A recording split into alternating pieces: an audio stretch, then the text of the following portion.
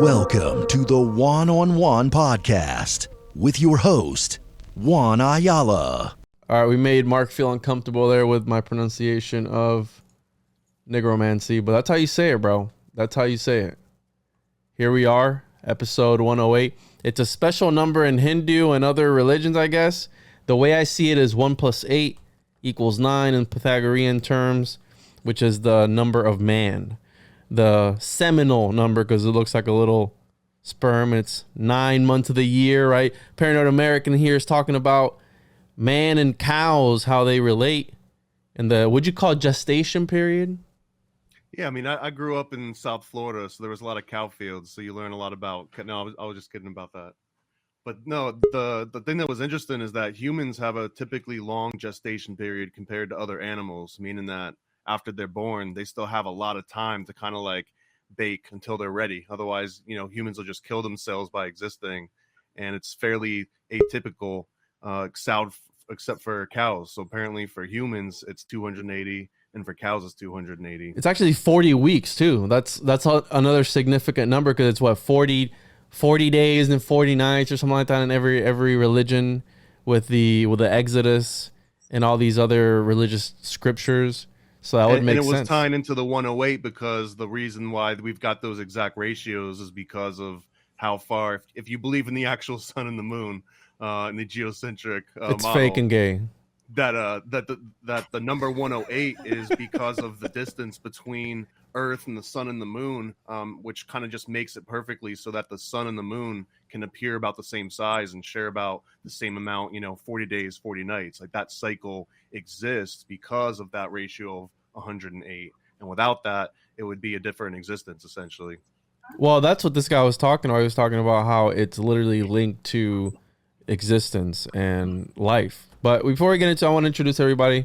We have myself at the Juan on Podcast. We have ParanoidAmerican at ParanoidAmerican on Instagram. We have Slick Dissident Gabe, Slick Dissident on YouTube. We have Pope Christopher from at Mensa Podcast. This guy. We have Kayleigh Berkana, which is Kayleigh Berkana, her YouTube channel, if you want to learn about tarot and astrology and all that goodness. We have Mark, Mystic Mark from My Family Thinks I'm Crazy. Save the day. What the fuck was that? And then we have this one guy, I think his name is Dan, and they call him Danunaki Dan. What's up, bro? What's up with your background? Fucking got hit by a brick wall, dog. He's a brick house. Yeah, see, there you go. So we're here, and we're queer, and we're about to talk some shit.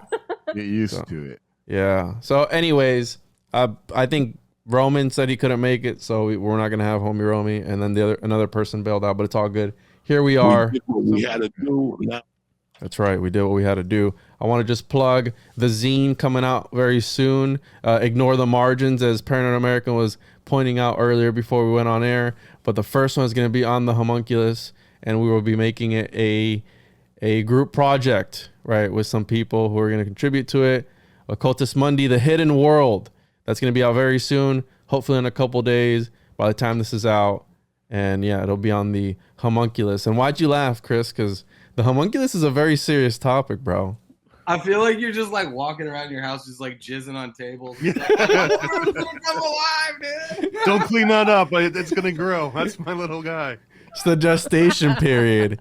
But Thomas, what you were saying about on the topic of Homunculus, that the cow, right? That there's this ritual where you can turn somebody into a pig or an ape. So it reminded me of why some religions don't eat pork and some religions worship the cow.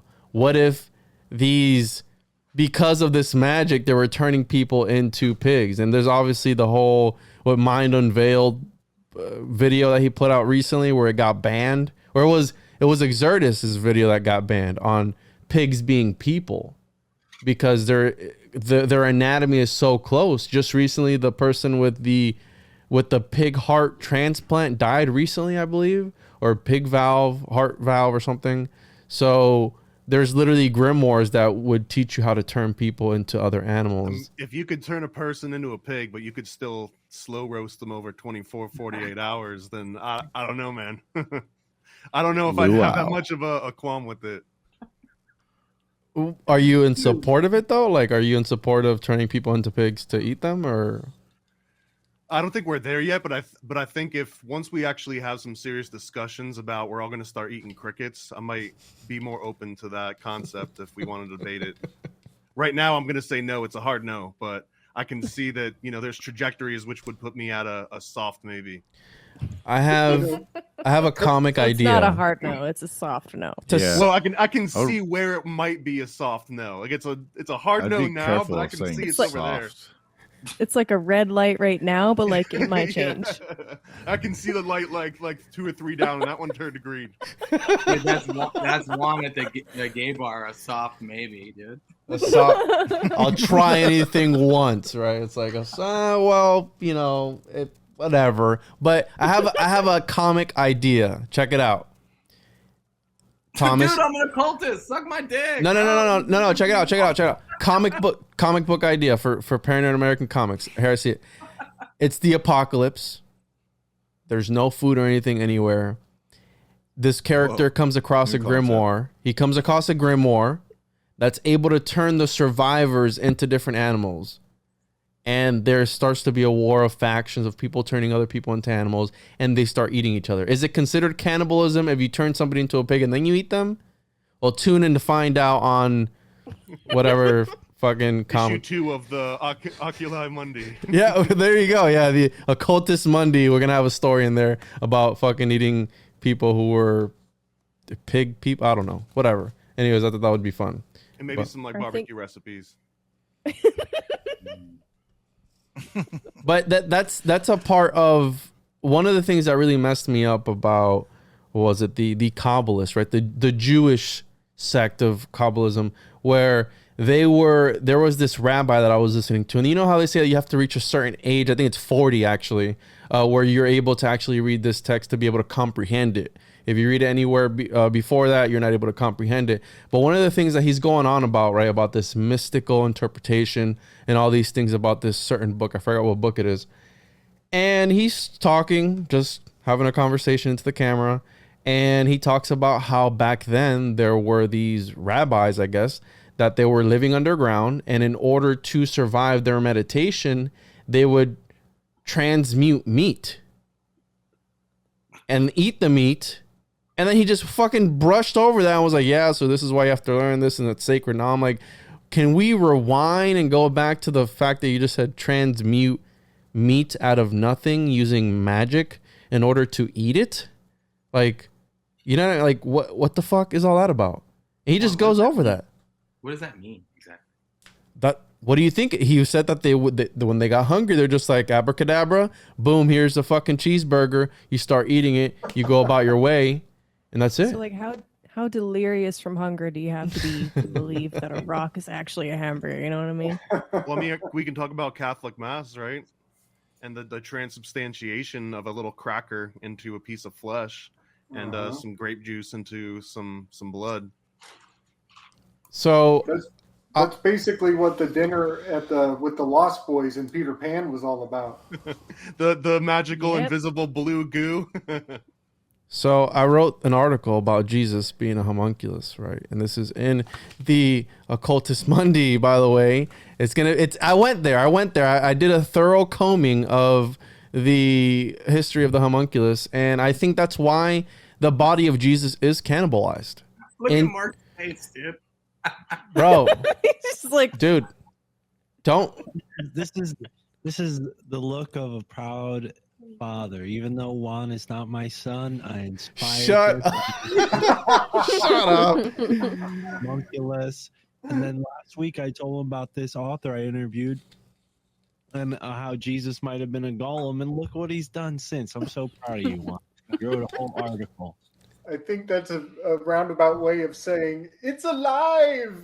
Yeah, exactly. But if you think about it, Gabe, though, they cannibalize his body. Because I grew up Pentecostal Christian, so I was like, this is symbolic of his body and this is his blood.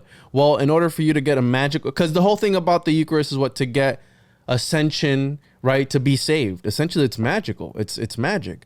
So in order to get magical powers from a homunculus, you need to eat it or do certain. Bro, I'm serious. This is real stuff, bro. This is real grimoire magic, dude, that I'm talking about. These are instructional manuals that these people were posting. But not only that, but we got to understand that the same things that I'm reading, the elites, if they're able to do something like this to a cow or to whatever animal, who's to say that they're not doing this to people? Is that a chupacabra? You think they just they homunculized like a raccoon and they set that bitch out like go? A chupacabra. A chupacabra is a Puerto Rican, a failed experiment. Yeah. No, seriously, it is. Yeah, I remember, dude, being like 6 or 7 years old in Puerto Rico, and people telling stories about their animals being sucked of all the blood, and then people being next to their windows because we have the shutters in the islands. You know what I mean? The shutters, Chris. Oh, yeah. And the hands reaching in and grabbing people like these that shit is the spookiest shit ever.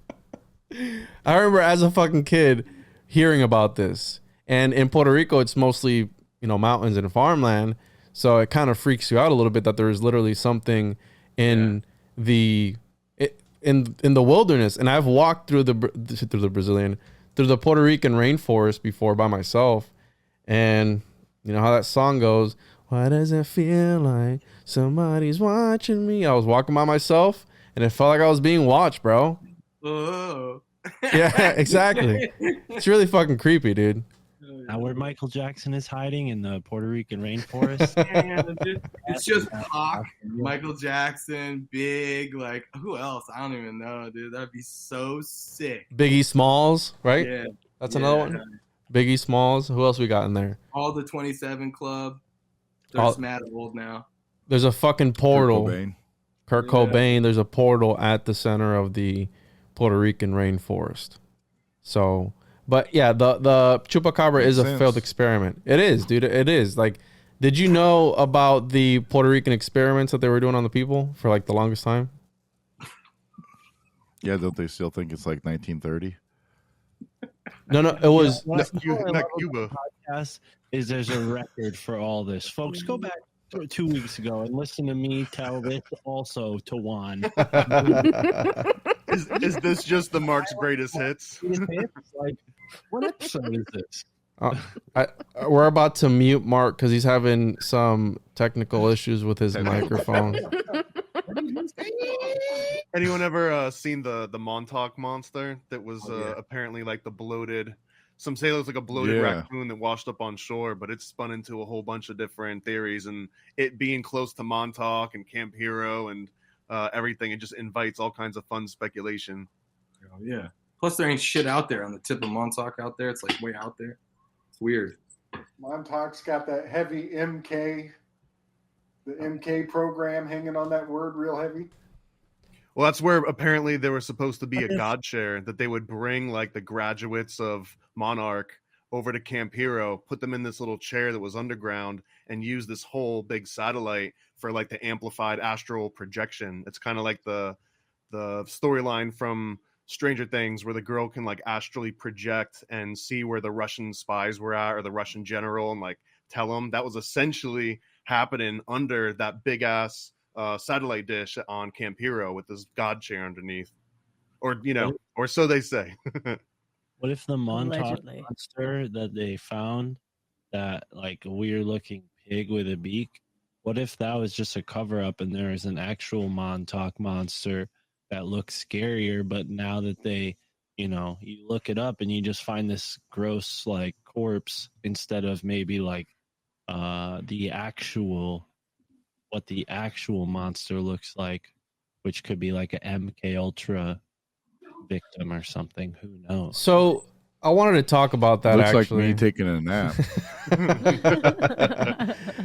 I wanted to bring up cryptids because I've been listening a lot to the confessionals and this other podcast called Uncomfortable, and they talk about dog, because I really like Dogman, especially since we did the werewolf episode and how that's connected to a lot of things.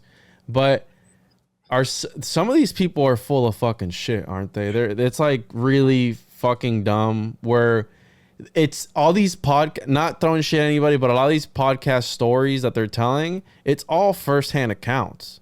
Like, I saw this one thing, it was a hairy bipedal creature, and when I looked over, he looked over at me, and that was a goddamn Bigfoot. You know what I mean? And I'm like, I'm listening to it, and I go, is this okay? I know there's things we can't explain, but give me a fucking break. You know what I mean? And I've never seen anything in the woods. I've heard weird animals like owls, arguing back and forth, making weird noises, and foxes and stuff. But you ever hear a screech owl? No, I've heard them like do some weird like talk like that. Yeah, they get really funky. Sometimes it sounds like, human voices, but sometimes there's a certain screech that they do, and it is blood curdling. It's absolutely blood. Sounds like a person screaming. Oh my God. Sounds like blood. I mean, literally bloody murder. It goes right up your spine. It'll just paralyze you. That Lilith is a screech owl specifically. Not just any owl. She's the Styx. Yeah. Have you ever heard of the Mike Cleland owl, paranormal owl theory? That owls are always punctuating abduction experiences and different weird phenomena. People will see Bigfoot and owls in conjunction with one another. Mike Cleland, he wrote a book about owls and their supernatural nature. There's something about an owl's feathers that actually are so fine that you could maybe consider them like subatomic, like they're so small. So there are like weird biological. I could be wrong about that. I'm just trying to like pull something out of the ether here. But the owl thing is, I do remember them talking about owls and how they have a sort of peculiar biology, which adds to, But also, I mean, everybody's seen an owl turn its head 360 degrees around. Like, that's kind of weird. I feel like there might be something to that too, because so many ancient secret mystery cults, including Bohemian Grove, Bavarian Illuminati, and we could list a lot more than just the top hitters, but they're always kind of associated with that. And the Owl of Minerva, I think Hegel sort of alluded to that in a few different aspects. So this owl's kind of always been that thing that can see at night. And if you've ever seen the joke of like, birds aren't real, or like pigeons or surveillance vehicles, but I laugh at those ones. It's kind of like a funny joke, but if someone had a legit theory that owls were like astral, spy cameras, or like some kind of, magical spy cameras used by wizards or aliens, I'd definitely. That's a comic book right there, bro. Fuck, bro. Yeah, I love it. So I can do some fun decode on Minerva is the goddess of strategy, right? This particular owl we're talking about, that's the Estregas. Minerva is venerated by the Estregas, and it's the Estrega witches that are the masters of strategy, as they have command of the fates of the Moire, and because of that, they can see past, present, and future. Where do I find these Stregas? Three Faiths, the Norns. That's it. Yeah. Get that guy on the show to talk owls. Strega, isn't that Italian folk magic? You got it. Yep. I probably should go to Italy. Or you could find a weird Italian chick that doesn't have a boyfriend. She probably knows magic. Actually, it's actually funny. You guys ever watch like mob movies? They're those Sicilians. They like kind of like they touch on some like weird magic where they bring out the what is it, like the the saint card and they burn it. You got to keep it in your open hands while you get to be made man. You ever seen any of those movies when they like recreate that shit? Wait, you burn a saint card and then you do what? Yeah, like a card of a Catholic saint, and then you gotta like keep it in your like. I think it's something like that, and it's like when you're getting made, you know, like to like run your own family. Interesting. Sicilian mafia. Someone needs that Godfather sound effect to trigger on that. Yeah, exactly. Come on, Mark, where you at? Yeah, it's fucking. I don't know if this counts, but I did have a hex put on me by a gypsy when I was in Rome. What? Or you can't like just hold on. What? Okay, hold on. Yeah. All right, talk about that, What'd Thomas. What'd you do? It honestly wasn't that scandalous. I was in Rome on like a school trip with a whole bunch of other kids, and there was kind of like some gypsies that were begging outside of like a gelati store or something. And I guess it was a bunch of like rude drunk because we're a bunch of high schoolers that are overseas where now the drinking age is like you could just go to any bar and just drink until they kick you out because they won't serve you anymore because everyone's like 17 and 18, so everyone's just getting plastered. And there was legit like and I'm not trying to be like hyperbolic about this, but it was like the legit caricature of like a hunched over old lady with like the scarf and like the cane and like yelling with the big nose and like a big mole with like a hair sticking out, like the whole entire children's book sort of like scary old lady. And I guess she was asking for some of the people for some change, and they like laughed or something at the caricature-esque version of this kind of like gypsy lady begging, and she legit started putting a hex on everyone. She was like, everyone thought she was yelling, and after we left, the guide that was with us to make sure that everyone didn't just like wander off completely drunk was like, just let like that lady put a straight up hex on you guys. Were you sexually assaulted, Thomas? Where did she touch you? Yeah, but that was way before this happened. Oh, that was before.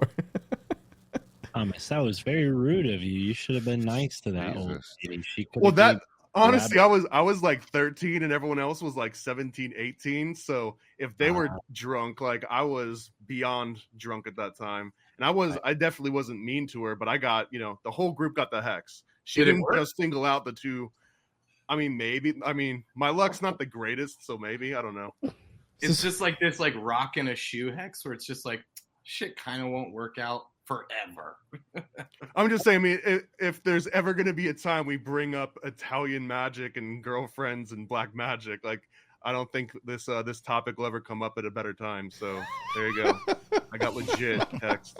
Did he tell you what she said specifically, or just you've been cursed? Homunculus. How specific did he get?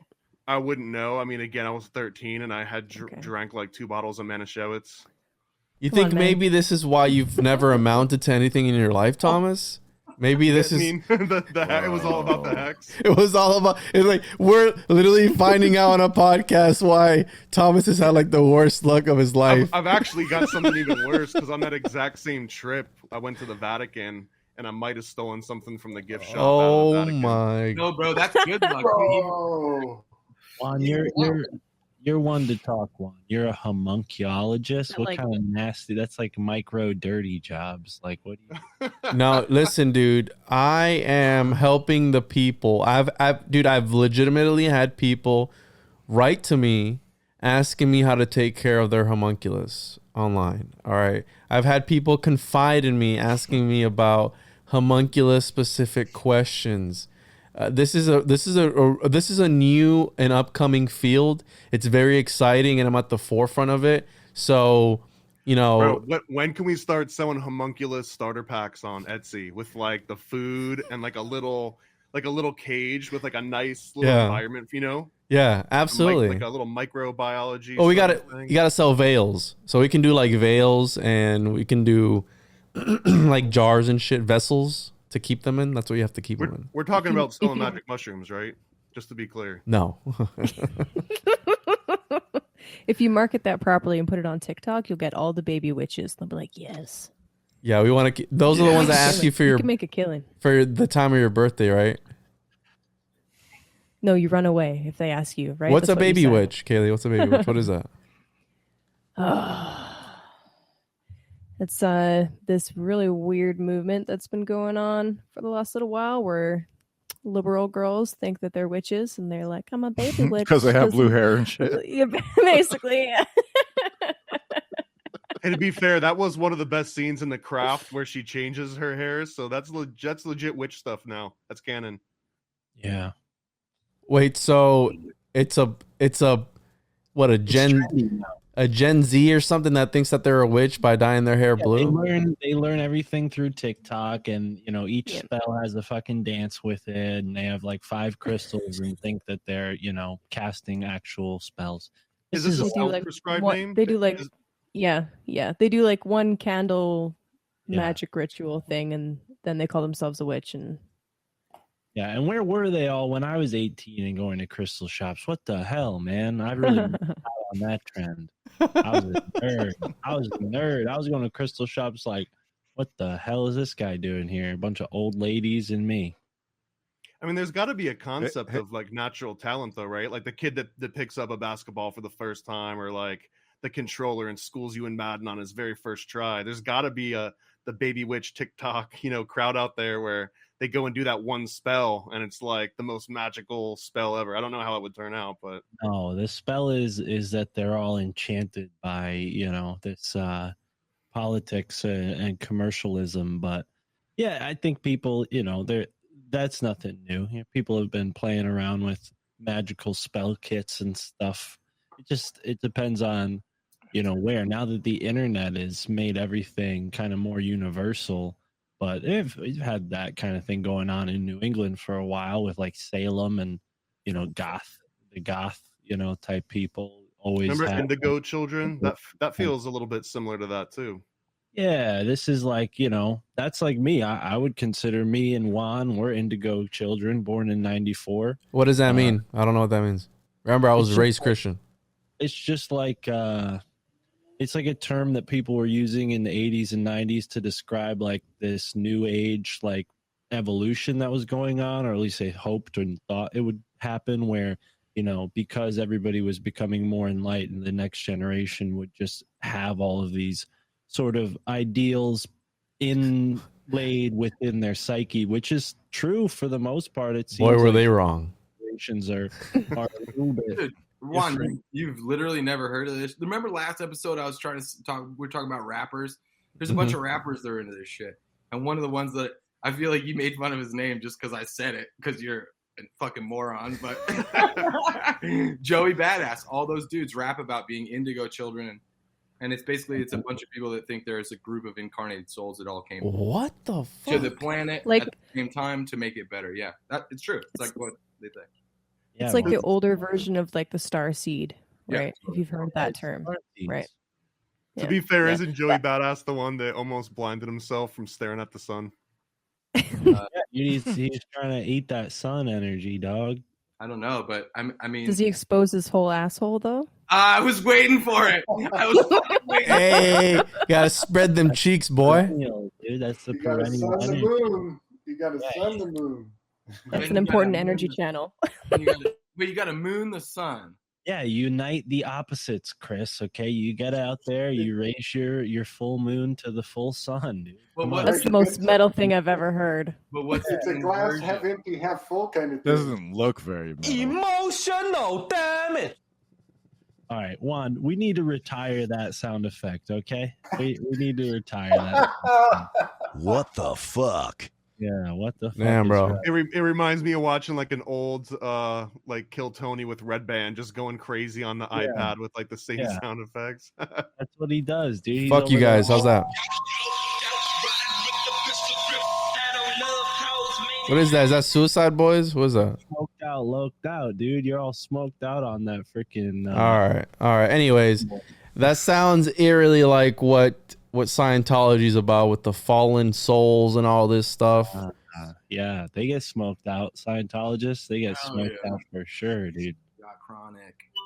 Yeah, but that's news to me. That's a very interesting concept, though. Where, but they were completely off. I mean, we can see that they were off, right? We can agree on that.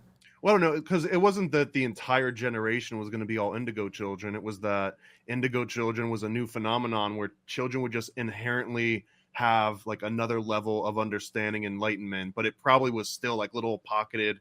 And I remember in the early 2000s there was a lot of, you know, like a sort of snake oil where it was like, you know, send in all these tests for your kids and find out if your kid's an indigo child. It was only an $800 course to like find out, but it was, you know, there was like the business aspect, but then there was the legit aspect. When Ike got big, you know, like that was the age of like David Icke and Coast to Coast and like all. Yeah, absolutely, man. Yeah, like spots like Sedona were like hubs for these people and doing conferences and stuff. So this information's been around since the 1800s, dude. It's just evolved from like theosophy. You know, the whole New Age movement is just like theosophy on psychedelics plus a computer. Like it's kind of like the natural progression of where the human race is going. So that's why a lot of people got into it in the spiritual context of like, yeah, let's like idealize this and raise these kids up to be utopian, you know, like, I mean, America was founded to be a spiritual utopia. So it's not like a coincidence that we have probably more cults and religions than any other country in the world, at least new ones. You know, it's a lot harder to start a new religion in a place like Saudi Arabia, I suppose. But you know, it's no coincidence that people think like that here. And there's even like Native American prophecies that say that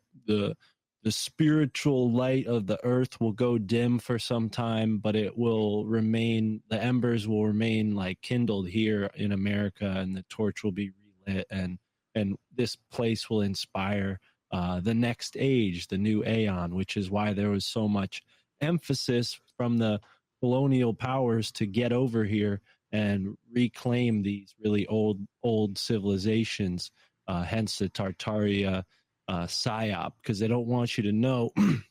and I'm pretty vested to say that it's a psyop at this point. They want you to know like really what's going on. So they're going to throw all this like free technology, steam engine, steampunk bullshit at us to, you know, separate us further from the Native Americans and the sacred energy and the harmony that could be achieved if we understood this continent's true history. That was beautiful, bro. Oh, yeah, but it would make sense, right? Where it's like, I was talking to somebody about Florida, how everything is drawn into Florida, and like how there's this certain energy, but at the same time, anacondas. Do what? Like wanacondas. What is that? Anaconda, like an anaconda. Did you say Juan-anaconda? Like Juan-anaconda. That's where the black people live at, right? That's Wakanda, bro. That's fucking racist. That's racist as fuck, bro. So there's a beach here in Florida where it's all crushed granite. You ever hear about that, Thomas? About it was fuck, I forgot what name of the beach it was. I don't remember. I know Venice Beach is the one where you get all the shark's teeth wherever you go. Let's just take that back for a second, Juan, because sand is quartz, right?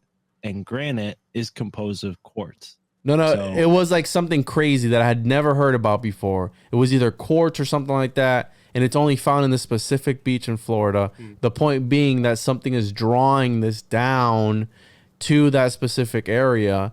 And it's funny because some people literally come here to fucking die. Wait, hold on. This is like these kind of beaches that are just full up of like sea glass for whatever It's reason. like baby powder, bro. You step on it, it doesn't stick to your skin or nothing like that. Well, what I'm trying to say is what you're saying, let me get this correct, is this one beach collects this one kind of sand almost? That is weird. It's probably just the natural composition of the rocks around it that are breaking down with the ocean, dude. It's probably nothing like super spooky. No, it's super that's spooky. Boring, Chris. Yeah, exactly. Thank you, Kayleigh. Thank you. It's fucking boring, Chris. All right, fuck it. It's an elephant graveyard for this certain type of but rock. for real, no. But seriously, there's elephants, skeletons found in the Everglades. There was elephants in Florida. Well, woolly mammoths, not elephants. Well, woolly mammoths. it's a fucking elephant, Thomas. No, it's a fucking It's an elephant. Let's hit the brakes. Okay, let's hit the brakes because we can't just jump from sand to elephant skeletons in swamps. Right? So every single beach is made of sand. What do you think sand is? No. Right? But Mark, you're not understanding. It's a certain kind of sand. It doesn't. It's like baby powder. You're talking white sand. It's essentially white sand. Wait, hold on, Juan. Is this that when I did the 930 into the baby powder, bro? Snowboarder jokes are not allowed on the one-on-one podcast. Hold on. Sand is all special, bro, but it's like minerals. It's like, you have different types, you have different frequencies, you have different energies, but it's all sand. You understand what I'm saying? You're wrong. No, I get exactly what you're saying. Others. But the way that he put it was like it's only here and it's drawn to. I'm just trying to repeat what this guy was saying, but I know that you're about the. Fuck that guy. Are you talking about the Siesta Key Beach? Yeah, I think it's Siesta Key Beach, where it's like a certain type of sand. I'm looking it up now. It's embarrassing. I don't want to break your bubble on this one either, but a lot of those beaches, specifically the ones with high tourism, they literally truck that sand in. Thomas, you shut the fuck up, okay? They do that. I know in South Florida and like the really nice beaches, like Fort Myers, Naples area, they literally like overnight it'll go from like dirty, muddy, nasty. The finest, whitest sand beach in the world. Quartz crystal sand is white and soft They as literally sell sand out of Cape Cod, Massachusetts, bro. Like powdered sugar. All that sand from up there down to you guys. They do the same thing in Connecticut. All of our beaches are just Cape Cod sand imported. That's fucking crazy. It's the simulacrum strikes again. I was onto something magical. You guys just shit all over. I'm not shitting on it because honestly, if there's a place in Florida that's got pure white quartz, there you go, right there. Sand, for just they sell it by the little bag for just $20. Imagine getting pulled over with this and trying to explain that no, this is. You're like, dude, I got $400 million worth of sand in the back of this truck. Possibly they're testing it on their tongue, like, I don't know. That don't smell like sand to me. Bro, how much fucking sand it cost to fill out a whole fucking beach, dog? Like, oh my god, bro. For $20, bro, you can buy your own little. I wonder how big this baggie is. You can buy a baggie. It's 1 ounce. Let's see here. Wow, one. You can buy 2 pounds for $20. That's a good deal. That's a good deal. 2 pounds for $20. Yeah, but what's that shipping though, bro? That's always where they get you. I don't see the shipping here, but you see, he's made 1,100 sales. Sea Grass Lane. Shout out, yo, the hustle is real out here, bro. This guy's selling fucking sand to people. Motherfucking pet rocks. 1,100. He's already made like 20 grand off of sand, dude. Come on, dude. That's nuts. Dude, he wakes up, he goes across the street, scoops it into a bag, and he like zips the top. He's like, cha-ching. Idiots. It's so genius. It's genius. So my favorite part about the sand is that when you step on it, it makes like this little crunching noise, like a squeaky noise, kind of like when you walk on it. It's the craziest thing ever. You guys need to come. You guys are shitting on Florida, but Florida's magical. Compelling podcasting ever. All right, so what's next? We're gonna talk about peanuts next. How about we talk about? I mean, come on, Juan. I like the elephant skeleton thing because, well, Slick, if you got something, I'd love to hear it. But real quick, I learned about a rare elephant in Africa.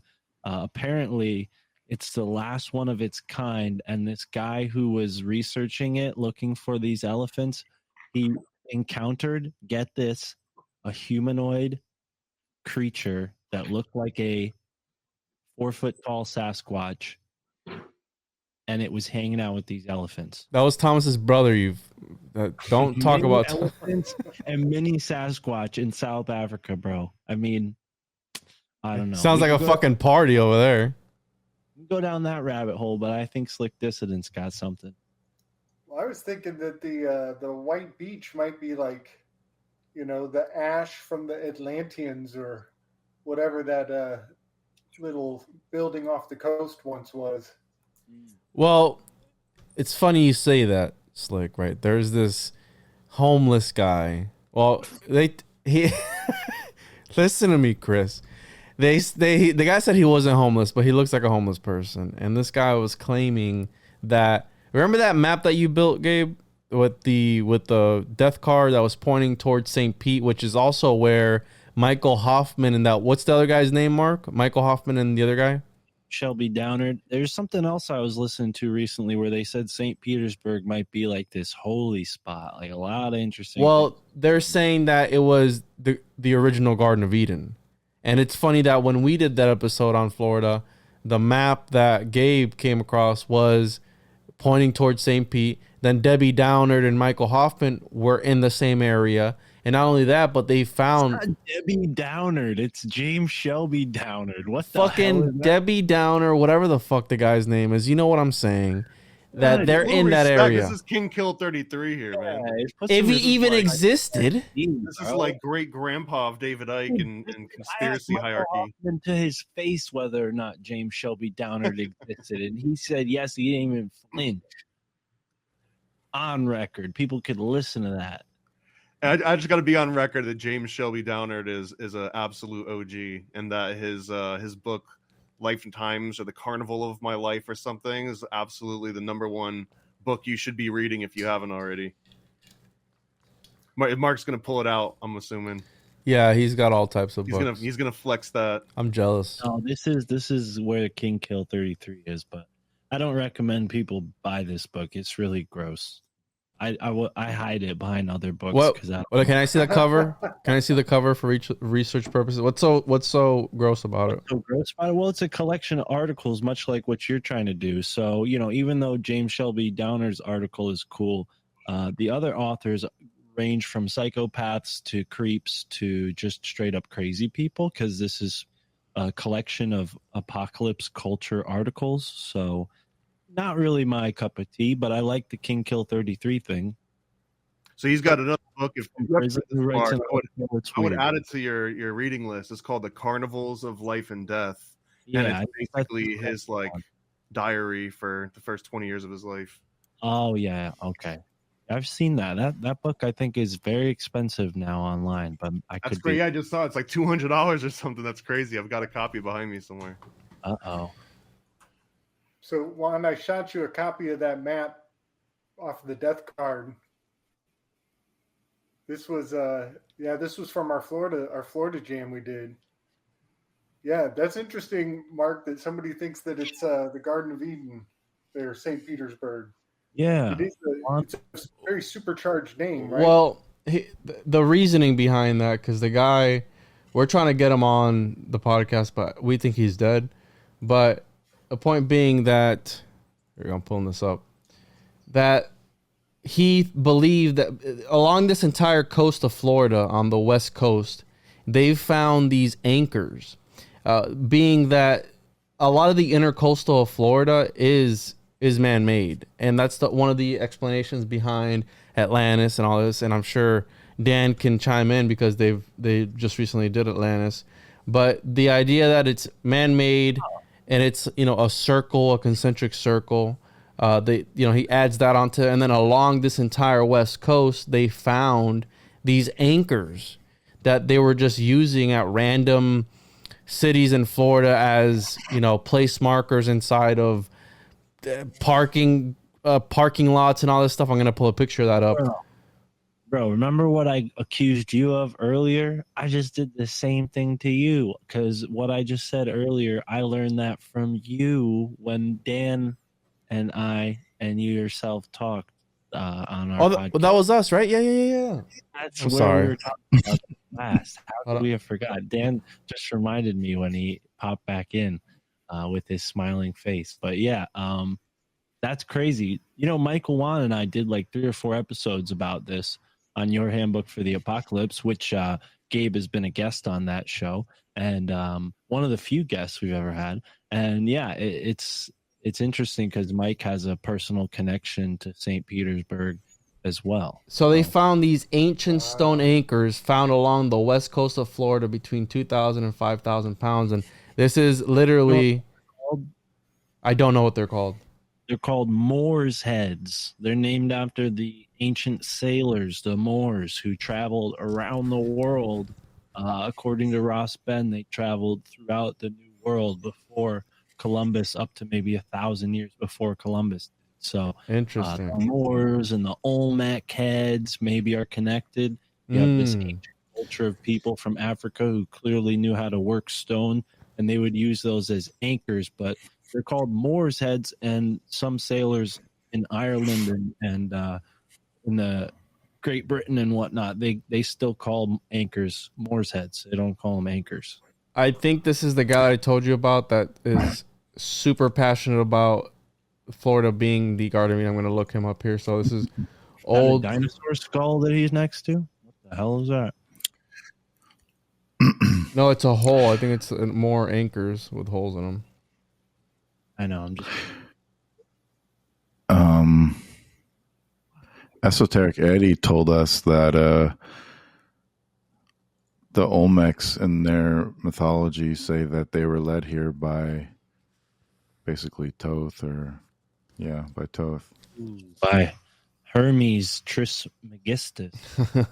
So this is what we were talking about with the Bok Tower Gardens, which is right here. And then this guy made pretty much a replica of the Garden of Eden, but this is America's Taj Mahal, bro. That's an incredible. America's Taj Mahal, yeah. Have you ever been there? It's really close to here. Yeah, I've been here, but I never focused on the tower because I was chasing a fucking 2-year-old around. But I went down to Old World Florida's bookstore, down in Miami, and we did an in-person interview, and we talked all things Bok Tower and how he has pretty much alchemical engravings on the tower itself, and how this is. I told him this is a map pointing at perhaps a certain area in Florida. We have the gator here, right? Because you have to pay attention where these things are pointing. So he's pointing at the gator, who's might be pointing at fucking St. Pete, right? Whatever. So again, there's a lot of weird things in here. And this is actually the plot of National Treasure 2 you're describing. Wow. Okay, so Juan, just keep this map in your mind and flash to that other thing I sent you, where I discovered the Cthulhu landing point. 1, 2, 3, 4, hit it! There you go. So this is a three-way straight line from Rhode Island through Jekyll Island and right to the end of the Yucatan Peninsula here, a straight shot. And it rides all of the numbers of the coordinates, 71, 41, 81, 31. Those are the center line of the magical square of the moon. And so if you ride the numbers right down the middle of the magical square of the moon, it reads as a coordinates list to go from Rhode Island, where H.P. High Priest Lovecraft lived, right through Jekyll Island, where the sighting of the you-know-what, and then boom, it lands on this crazy asteroid that landed. And can you go down a little more? I think I've got the name in there somewhere. There it is. Chicxulub. Chicxulub, yeah. Crater. Chicxulub. And this is what took out the dinosaurs. Whoa. So it literally killed the reptilians. It was literally a war. And it Why killed. does it look like an octopus? Oh, because it sounds like Cthulhu. Because it sounds like Cthulhu. Chicxulub. It sounds like Cthulhu. You know, it's like it's a resemblance. And I've been wondering ever since we did the H.P. Lovecraft work, and this is kind of a reunion of, you know, some of that time we spent so long ago. I've been wondering where that storm happened that Parsons sent after L. Ron Hubbard. Off the coast of Miami, I think. Wouldn't it be crazy? Oh. Lovecraft magical target lineup. What does Chicxulub mean in that language? Because I'm looking it up now. I'm pretty sure Cthulhu has an ancient association with like a Greek god and a Roman god as well. So it might be interesting to compare.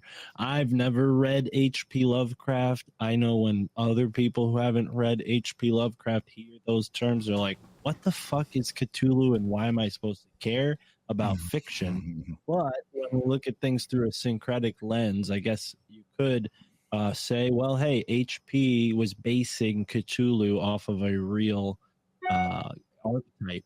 100%. maybe share the more relatable points, because I get lost when you guys start talking about fiction, and then I look at Google Earth, and next thing I know, I'm like on the other side of the planet. Like, oh hey, did you guys hear about Morocco? I'm trying to look up what the name means, but it was the one that killed wiped out 80% of all animal species, including non-avian dinosaurs. That's fucking crazy. I'm trying to figure out what the name means, because it has to be. Why did it in with Hurricane Katrina? It's very similar phonetics in there, you know. I'm curious about the name, because if we're supposed to believe that no humans were on the planet when this meteor struck, then when did the culture that used that language identify this crater? Like, so it says it's from the Yucatec Mayan language, and it means the devil's flea. Ooh, okay. Like a flea, as in like on an animal, like flea. That's a hell of a flea from the Bible, stinging the horse. Yeah, I guess a meteor is a flea when looked at in comparison to the Earth, right? It's like a tiny disruption in the larger scope of the planet. That's cool. Huh. Yeah, I never thought about it like that, but yeah, it's a hell of a flea. I still couldn't find it. Where the fuck did you find that, Thomas? Well, there's another reference translating to the tail of the devil. So the devil's flea, the tail of the devil, something that's essentially like following the devil. Huh. But again, this is a Mayan translation, so I whenever the word devil comes up, like that could have been one of like 1,000 different representations of something that whoever was translating it was like, that's the devil, you know? Yeah, and that's a lot of how ancient cultures saw meteors and asteroids as like, demons or some sort of entity that needed to be respected or acknowledged. So yeah, there's definitely like syncretism across cultures with that. There's all these stories about dragons and meteors in Europe in folklore. Isn't it crazy though that I mean, what fucks me up with the whole dinosaur stuff, which is, I was fascinated with dinosaurs, and if you're a certain part of the community doesn't believe that they're real, that they're only found in certain parts, that they build all these skeletons from little fragments of, a toe, and then you have a fucking T-Rex skeleton, which, okay, I get it. But the idea that they throw around all these crazy ass numbers of billions of years, like how can you even begin to comprehend that? Or is that part of the agenda where they don't even want you to comprehend it, they just want you to accept it? It's like it was 3 billion years ago. I can't even fucking imagine 3 billion years. So I'm just supposed to... It's just I thought dinosaurs died out 65 million years ago. So here you go right here. It was formed slightly over 66 million years ago when a large asteroid the asteroid hit 66 million years ago, bro. Of course. 66. Is that the same asteroid that they claim created the moon? Because right, there's the one theory, the leading theory by NASA right now is that the moon is a result of some asteroid essentially that hit the Earth, and then that's like ejected from the Earth. Is that the same one, or is that a different crater? I wouldn't know about that one. Blast. Aren't you guys starting a space podcast? You guys should know these questions. Yeah. I heard do my research, Juan. I don't mean to be contrary, but I did hear that the moon was not a byproduct of the Earth. It's made out of a rock that is something else entirely, and maybe didn't even collide with the Earth at all. But I have heard that theory too. I'm not saying you made that up whole cloth, but Thea is the name of it. NASA is probably the least source for that kind of information at this point, right? So it was a protoplanet. There's a Sumerian theory about the same thing, similar. Yeah. Sumerian theory is like Planet X comes in and busts up Tiamat. Mm-hmm. Yeah, explodes, becomes the Earth and the asteroid belt, and then the moon was already part of the moon. It was already the moon of Tiamat, so it just stayed. Right.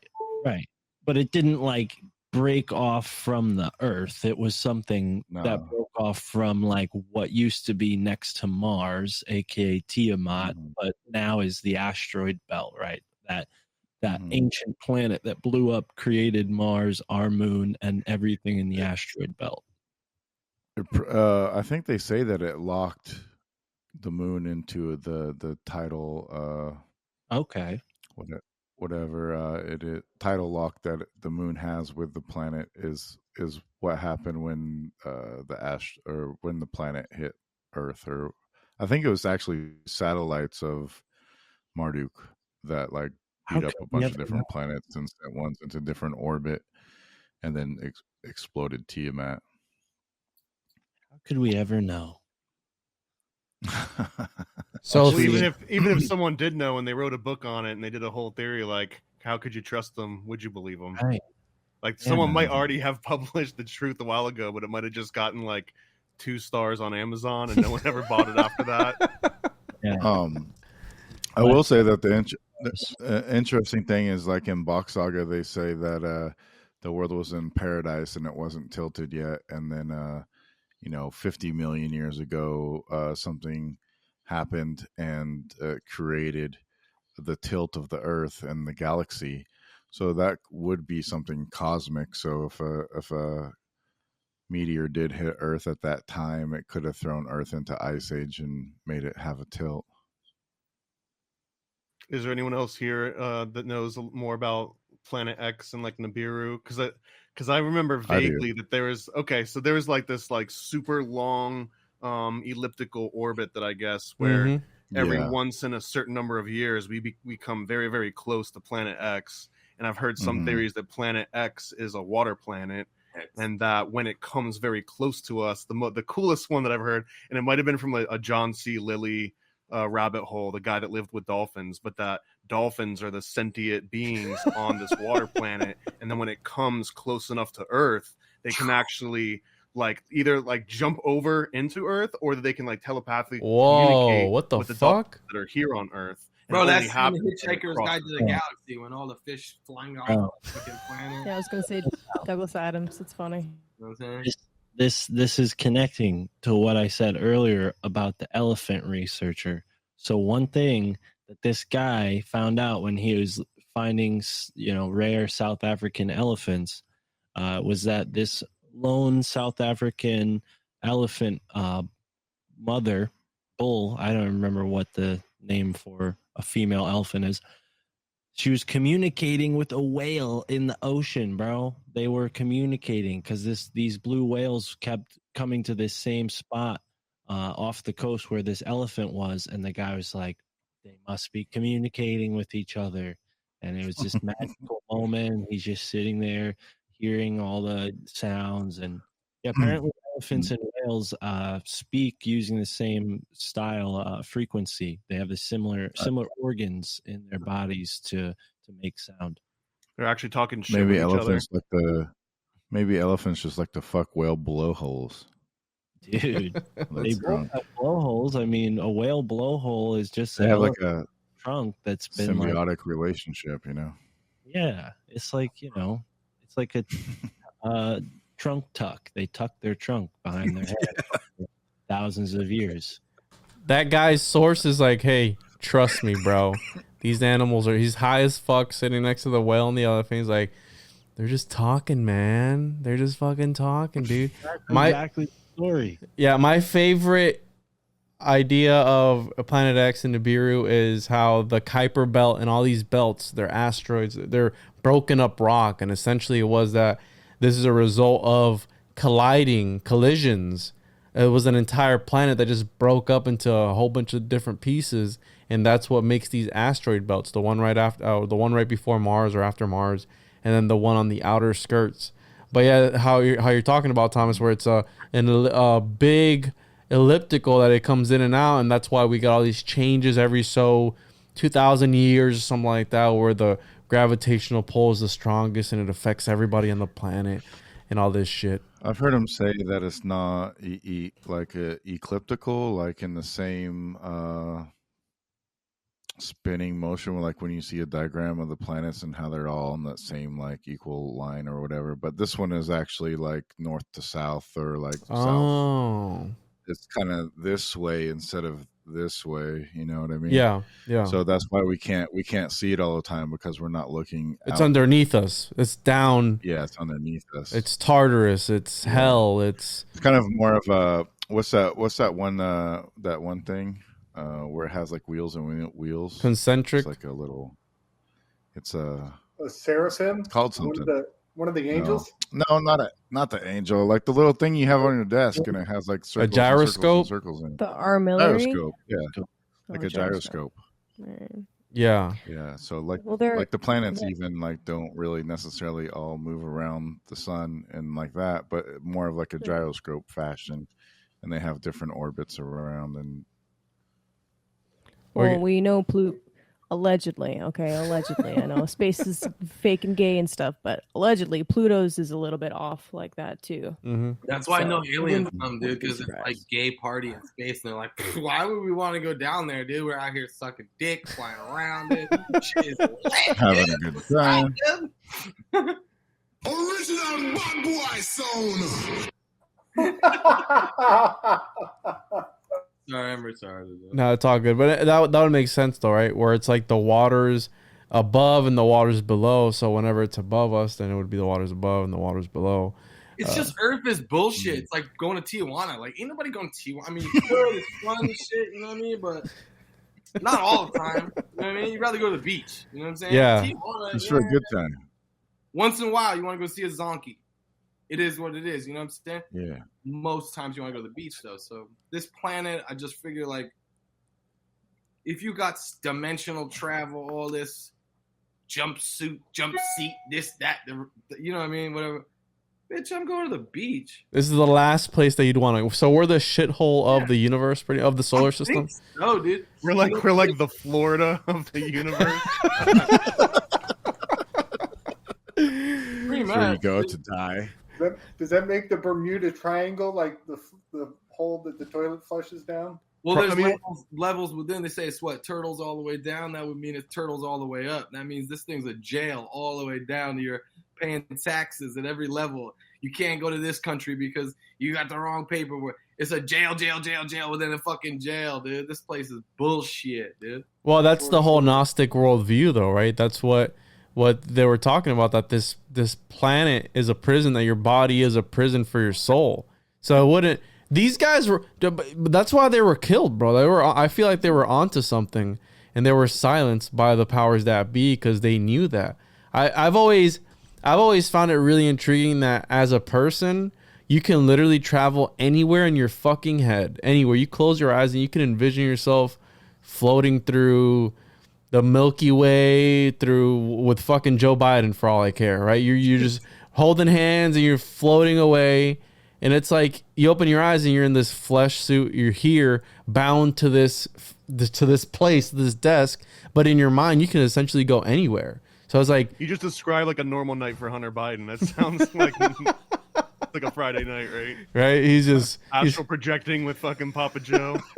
Dude, think about it. Anybody else was behaving like that. That Hunter Biden guy is the best. Dude. He's the best. He'd be the fucking coolest guy to hang out with, right? He's the coolest guy. He's worth like billions of dollars. He owns like energy companies in fucking Uzbekistan and shit. This guy is selling paintings for like $300,000 a clip.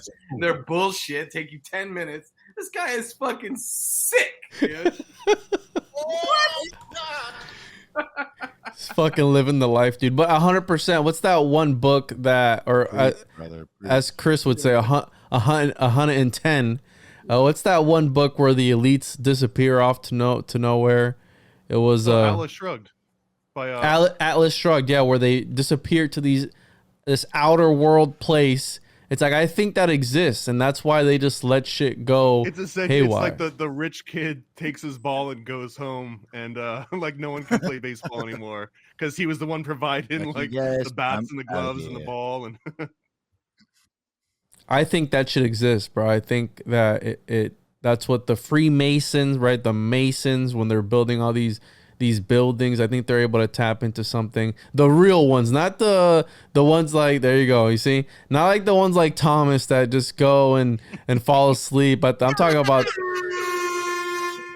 The higher ups, bro. Tell us, Thomas, the higher ups. 34 degrees, bro. 34. But yeah, I'm not allowed to talk about. Actually, there are also the 30. There you go. You see that? Yep. So we're exposing the esoteric circles as we go. But yeah, 100%. I think that these people are, they have otherworldly assets, if you will. That's why when the whole Panama Papers and all this other bullshit that's come out a bunch of times, and they tell me the elite are hiding money in offshore accounts.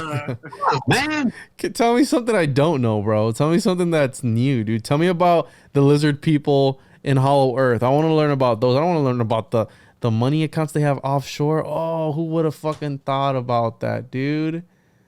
Oh, would have never guessed. You know what I mean? Talk to me about the tightening and fluctuation of money as the same you would do through, like an electrical current through a board to see how you can short certain circuits out and, allow others to kind of thrive. I love that kind of aspect of it because that's sort of how we get run, right? Like it's not the money and the resource aspect.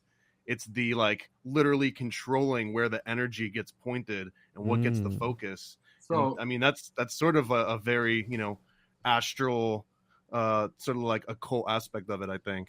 Have any of you guys ever noticed, and I heard this theory recently where people are talking about this apparently, but it's really pretty interesting. I figured I'd bring it up. It's you ever notice if you're flying over mountains, how they kind of look like from the top down, kind of crazy looking. They look like almost like an electrical current went through a board. You ever seen how electrical current goes through wood and leaves this very specific pattern? Has that same pattern, mountains do, and a lot of people are apparently seem to think that maybe this shape is some sort of result of it's electric universe theory. Yeah, totally. Buddy. Fucking fascinating, dude. That shit's fucking crazy. That's what the shit looks like. Do this thing. That's exactly it, man. Yeah, my favorite example is Colorado. The canyons in Colorado look so much like an electrical discharge. And some of the substantiating evidence that is really substantial is that there's not any sandy residue at the end of the river. There should be billion, trillion years of erosion, but there's no sand at the end of that river because it was very likely made suddenly.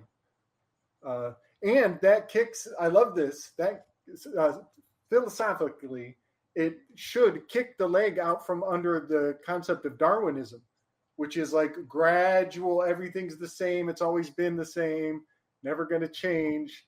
The fact that a freaking lightning bolt made the Grand Canyon means that shit's subject to change. Yeah, and that's like the canyon on Mars, where it's this big jagged cut on the side of Mars. They say it's the Anunnaki. They were having a war back then, a cosmic war, and they crashed on the planet. But the electric universe theory is one of my favorite ones because it brings forward the idea of how they were seeing things back then, as far as the man in the sky. It wasn't a man in the sky. It was, the plasma, the arcing of the electricity that looked like a man standing like this. And the people were like, well, what does it look like? Well, it looks like a man. Write that down. Let's call him Zeus, right? Because he's got lightning bolts. And it's you know what I mean? I love that electric universe theory because it's not made up, because mythology is the psyche of humanity. It's what they were seeing the world as back then. Dude, you got to figure out a way to tell it. Remember in school where you could remember shit by putting it into a song? That's what they're doing, bro. Yeah. They're just taking these complex shits that go well, I don't know other way to describe. Look like a guy in the sky. All right, what's his name? Zeus. All right, cool. So Zeus throws lightning. You know what I mean? It's just that much easier. It's just easy. Yeah, no, I definitely love that, and the idea that the planets were coming together and zapping each other through electricity. There you go. Well, that's crazy. I think it's worth pointing out too that there's kind of a universal way that electricity and water both just always follow the path of least resistance, which explains why lightning strikes and valleys and sort of erosion tend to take the same looks because they follow. And if anyone's ever been to try to become an electrician, I started down that path, but I actually electrocuted myself too many times. I was like, this isn't the route for me.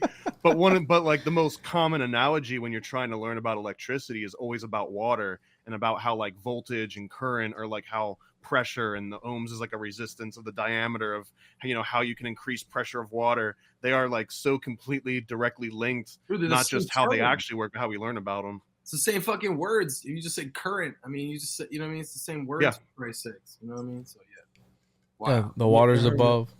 You ever heard of electrolyzed water? Not electrolytes, but like when you take water and put it through an electric process and separate it into different states and densities, and you get this sort of fourth state of water that's more like a gel. What? And it actually is one of the most nutritious forms of water because your body naturally converts water to this state when it is in your body. So if you do it beforehand, it's kind of like speeding up the process, so to speak. So yeah, there are ways you can do this. Brown's gas is one way to change your water, but I don't know. I'm not quite sure the science enough to be like whether or not the Brown's gas is the same thing. But yeah, it is interesting. Water and electricity. Farting into your water? Wait, what? Is that who Brown's gas is? Brown's gas is not farting into your water, Dan. Jesus Fart, Christ. boys. Yo, does this water give you supernatural powers, though? It's really good for you. Think about it like this. We live in an environment right now that not only has less nutrition per square inch because of all of the chemicals, and our bodies themselves have been sort of sterilized with antibiotics and, you know, poor nutrition. So you don't have the same amount of bacteria in your body to be able to absorb the hydrogen that's in your food. Every single food is a hydrocarbon. So you're naturally eating hydrogen all the time when you eat the right foods. It's a part of your diet. It's part of your body. You're 62% hydrogen. So if you could use this gas, which is 62% hydrogen. I thought you were 98% water. That don't make no fucking you sense. think water is H2O, brother. That's hydrogen to oxygen, baby. You're gonna need to draw me a pie graph. Finish him. So, but it gets complicated if we get into the biology. The point is there is a form of hydrogen gas that is safe to inhale. That is really good for your body, and then you can also infuse that hydrogen gas into your water and drink it. So it comes, this machine that I have, it basically pumps out the hydrogen. It's completely safe. It won't blow up in your home. And if you want one, use the promo code MFT. Yeah, can we get one of these? Plug. Bro, what happens if you huff gas? It's great for you. I wouldn't recommend any type of gas, but hydrogen gas. I mean, you could watch my interview with George Wiseman, the inventor. He's huffing the gas throughout the whole interview. No, I'm talking about like glue sticks or something like that. You know what I mean? That's how you spontaneously. My Family Thinks Some Crazy podcast does not recommend huffing. I can't speak for Juan's podcast, but I don't recommend huffing. I think it's legal. I think it's required in Florida for all students to huff. So I don't know. It's like the Pledge of Allegiance. They're like sniffing glue sticks. Like, I mean, it wasn't school required, but I do remember in Florida, one of the things that we used to do was make hydrogen gas with liquid plumber and I think like aluminum foil or tin foil or something. Bomb, bro. You basically tie like a little balloon around the liquid plumber. You throw some tinfoil in there and it fills up with gas, and you can light a little wick to it and light it, and it would go up in the air. That shit blows up hard as fuck. I've killed gators with that, bro. When you're pumping the hydrogen gas in your house, you cannot like use a flame or a candle. Like what? Yeah, it is flammable for sure. But so it's not like deadly. Like if I'm over here, like, and I hit my lighter, it's not gonna blow up the machine on the other side of the room. Imagine it's like, watch this, boom, it fucking just blows up. The dude on the Zeppelin, he was just like trying to light a cigar and fuck the whole thing up. Yeah, that's what we got here from water, electricity. Okay, electric universe. Cool. Yeah, electric universe. To find out more about Brown's gas, check out episode 197 of the My Family Thinks Some Crazy podcast. Dude, Mark's gonna die. Mark's gonna die in a fucking freak gasoline fight accident, dude. So back on the Mars topic, the scar on Mars. Kayleigh, crack our heads open on the alignments of Mercury in retrograde, or Mars in retrograde, and Mercury's about to, right? Mars is not in retrograde yet. He's in shadow. So he will appear to move backwards after the eclipse on October 30th. Mercury does turn retrograde on Saturday. What does it mean, Kayleigh? What does it mean? What should we prepare for? Yeah, please. What does it mean? Oh, I think we're losing you, Kayleigh. They don't want us to know. The lizard people. We say it's retrograde, right? Well, you could, sure, great. One. But really, when a planet's going retrograde on the spiritual esoteric side of things, you're being asked to look inside. Whatever that planet's theme is, you're being asked to look inside rather than work exoterically, right? So when Mercury's in retrograde, there's jokes about communications being disrupted and technology going to shit because you're not supposed to be continuing to do stuff out here. You're supposed to be looking within. And with Mars is about action. Mars is about our drives, our passions. And with Mars retrograde, Mars goes retrograde every, it's under 2 years. I don't have the exact number in front of me, but when Mars is retrograde, essentially we're supposed to be planning, like hunkering down and getting ready for the burst of energy when Mars goes forward again or direct. But Mars will be going retrograde in the sign of Gemini, which is ruled by Mercury, right? And this is the first time that it has gone retrograde within the sign of Gemini without going into either signs on either side of it. Sorry. Since what does that mean for Gemini specifically? Gemini Sun or Gemini Rising? You're Gemini too, Thomas? Yeah, I'm a Gemini too. Me too. I'm totally. So yeah, we need to know more. We've got a bunch of Gemini two-faced bastards in here.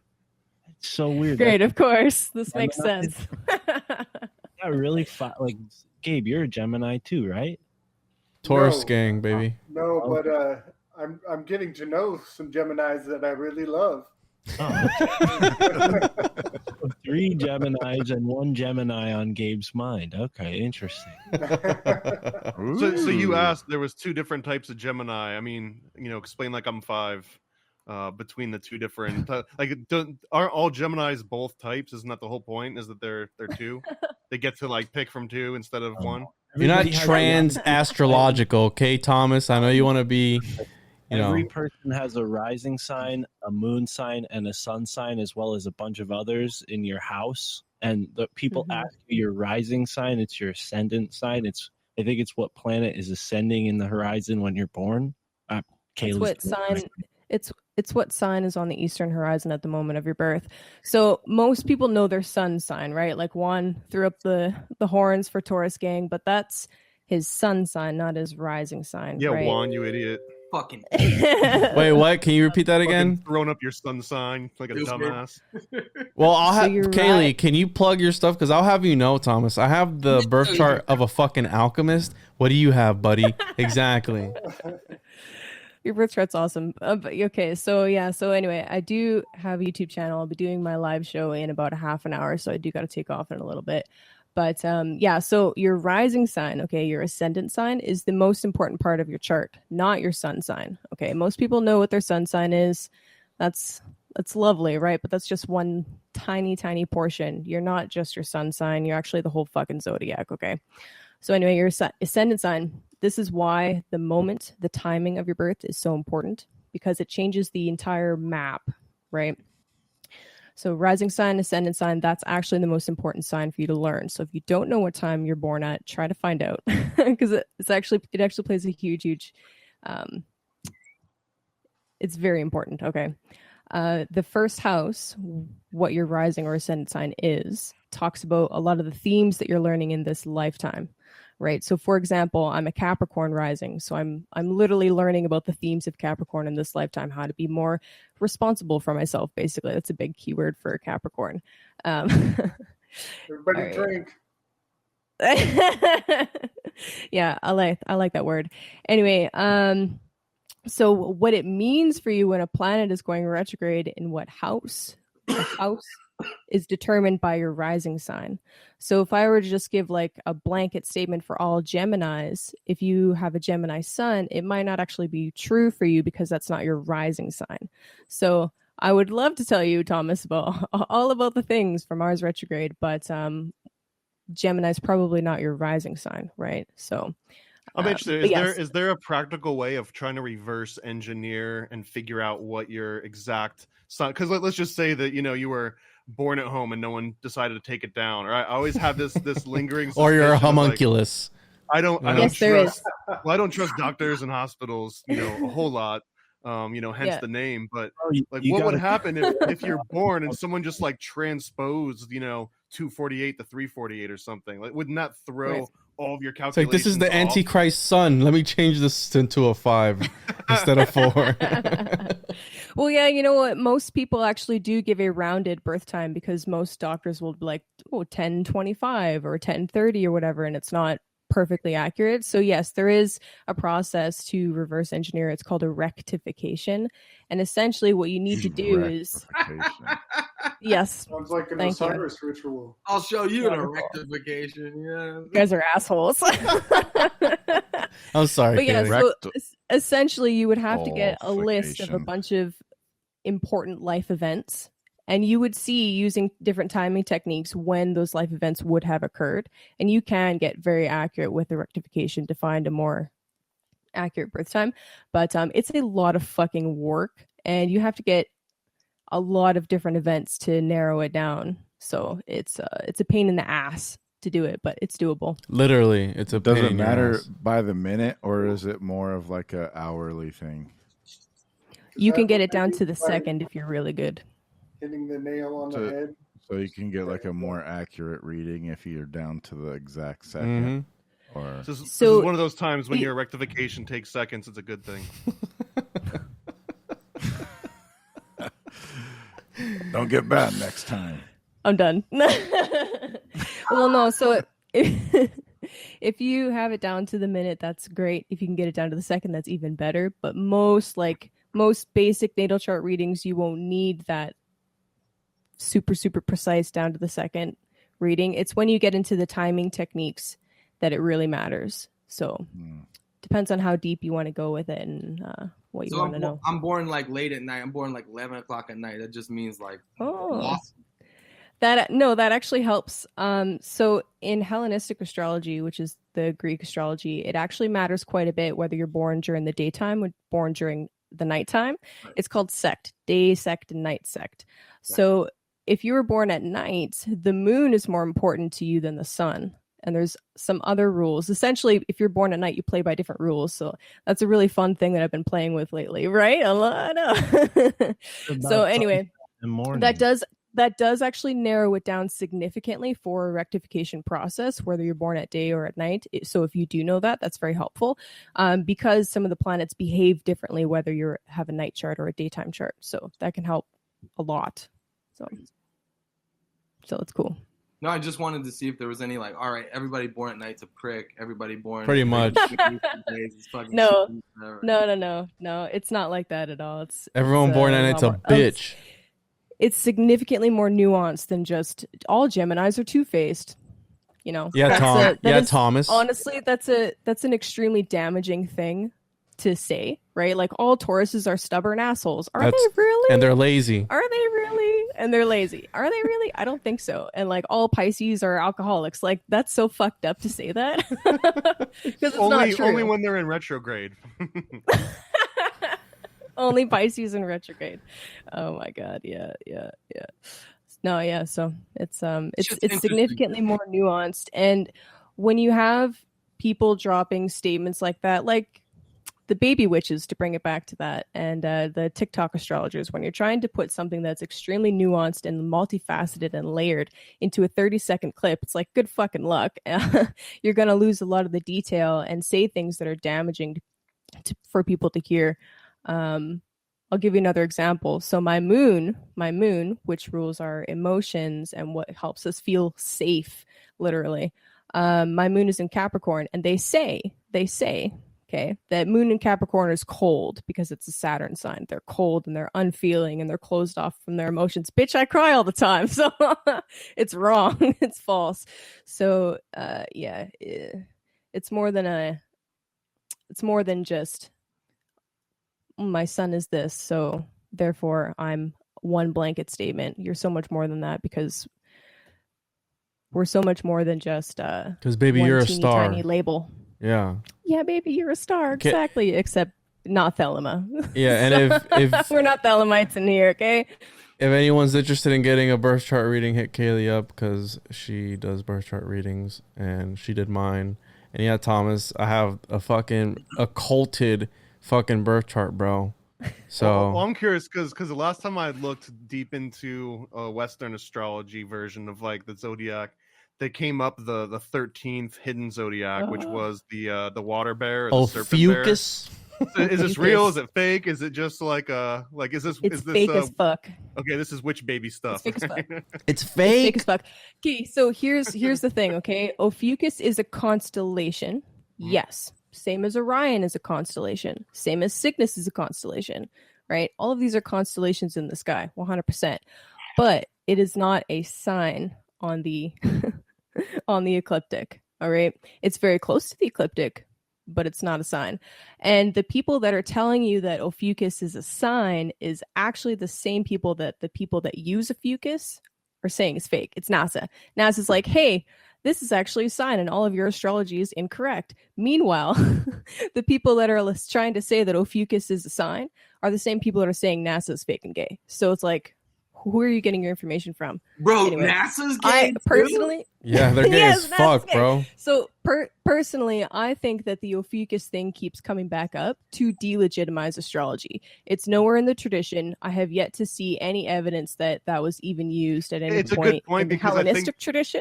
So I'd be curious if anybody out there does have information on like, hey, here's an original source material where they actually did use this 13th sign. I'd love to fucking see it. Well, the only context I've seen it come up in were mostly to be like, hey, here's this other thing that no one even calculated in. So all the old information's kind of up in the air. So that there was a little bit more credit into that.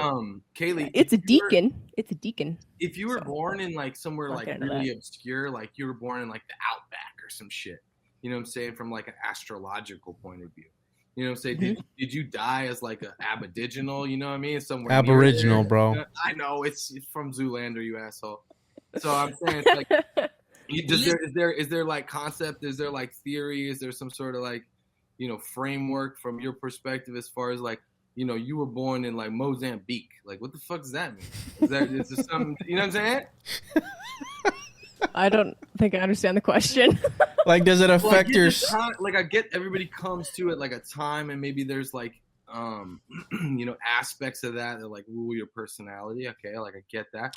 But from an astrological standpoint, is there reincarnation? Like, does where you come out the planet have anything to do with it? Like, you know what I'm saying? Your location changes everything 100%. Like, I have to take into account some of the like socioeconomic stuff going on around you, and that plays into the birth chart 100%. Because like if I have somebody sitting in front of me that's like from buttfuck nowhere in the middle, right? I can't start Mark like Juan just lost his rectification. He's totally fucking shrunken. Like Juan, Juan from Puerto Rico. So what's that mean? Well, he's a lazy Puerto Rican. Is that what it means? I want to see how racist. So like, okay. Okay, so like take for example, if you had someone born at the exact same time and date as Juan, but they were born in Canada, their chart's going to be completely different. Okay. It's going to change the entire layout of the chart. But also I do have to take into account, like, okay, how much privilege does this person have? Privilege. Did they come from a rich family? Oh, that's racist, Kayleigh. Were they born in the streets? Privilege. How much prestige does this person have? It plays a role. It plays a role in the delineation for sure. I can't pretend that it doesn't. So you guys are gonna crucify me, shit. No, I'm saying like, so like if you like, for example, were born roll in the ring, Trump, if you're Trump's son, Like, what did you do in the last life to be incarnated in that situation? Oh, okay. See, that's a really fun. You're getting heavy there, Chris. Okay, you are getting heavy. I only got I got 15 minutes. Oh, well, okay, so there are different schools of thought about how to see past lives in a chart. Some schools of thought look at the nodes of the moon, and the node of the moon real quick. So you have the ecliptic, right? The sun's path, the sun's apparent path, the Earth's path, right? And then you have the orbit of the moon, and it intersects with that path. It's not on the same ring, right? Okay, can we is this a flat Earth or no? No. Okay, not a flat. Okay, sorry. No, but astrology is geocentric. Okay.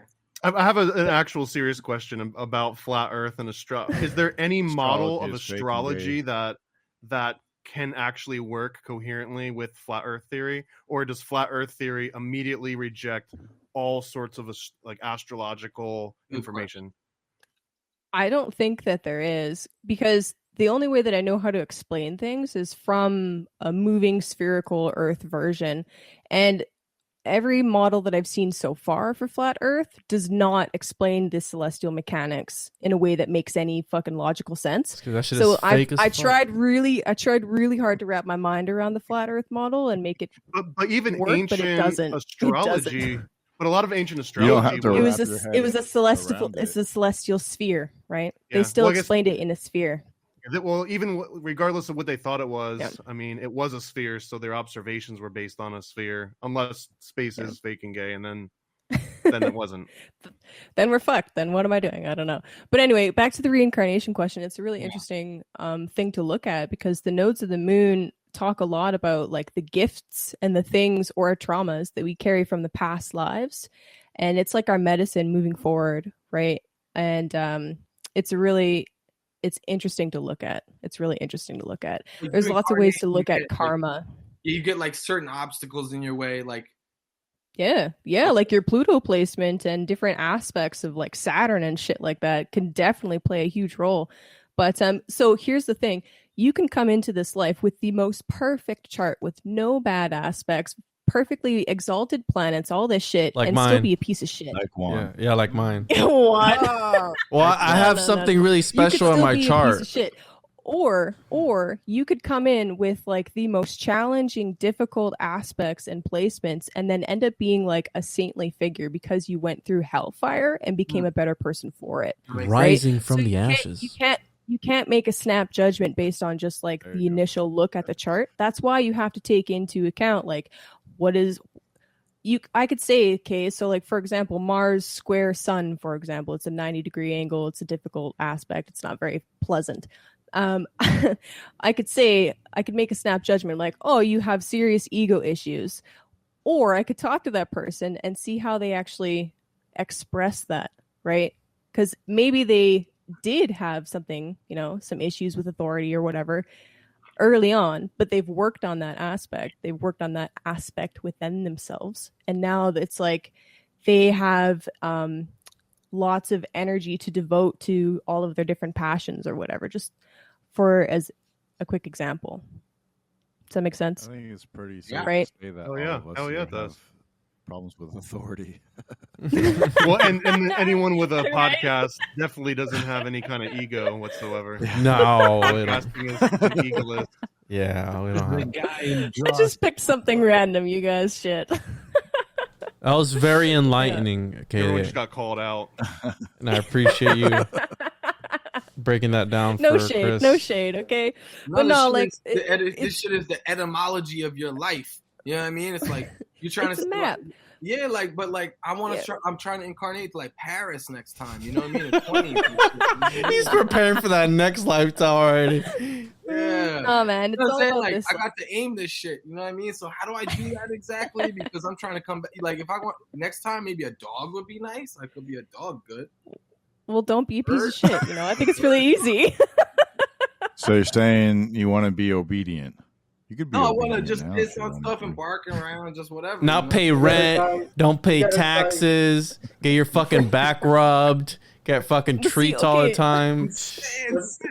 That means you just got to die right. What if you're a homeless person's dog, though? Depending on your school of thought, depending on your school of thought, whether you believe in karma and reincarnation, all that, it could be highly beneficial to come in and live a shitty life and have lots of karma because you're said to be burning it off if you have a more challenging life, right? See, here's my question though. Equal and opposite, which would mean to say if I was a total fucking asshole, I come back like so sick, you know what I mean? Like think, right? Like oh, boy, where you got them tune from? I don't know, man. Math, you know what I mean? You can experiment and let me know next lifetime, okay? We'll have to find each other, bro. No, but I'm saying, look at all these rappers. Sound like they're all dickheads. Sounds like they're all rich now. Yeah. But is that all there is to life? And are they really happy? I'd rather cry in my really Ferrari than. I don't know. I'm just devil's advocate and all that. But just trying to say. I appreciate that. There's like some sort of like like mechanism we could steer this. Thanks for the plug. You know what I'm saying? Well,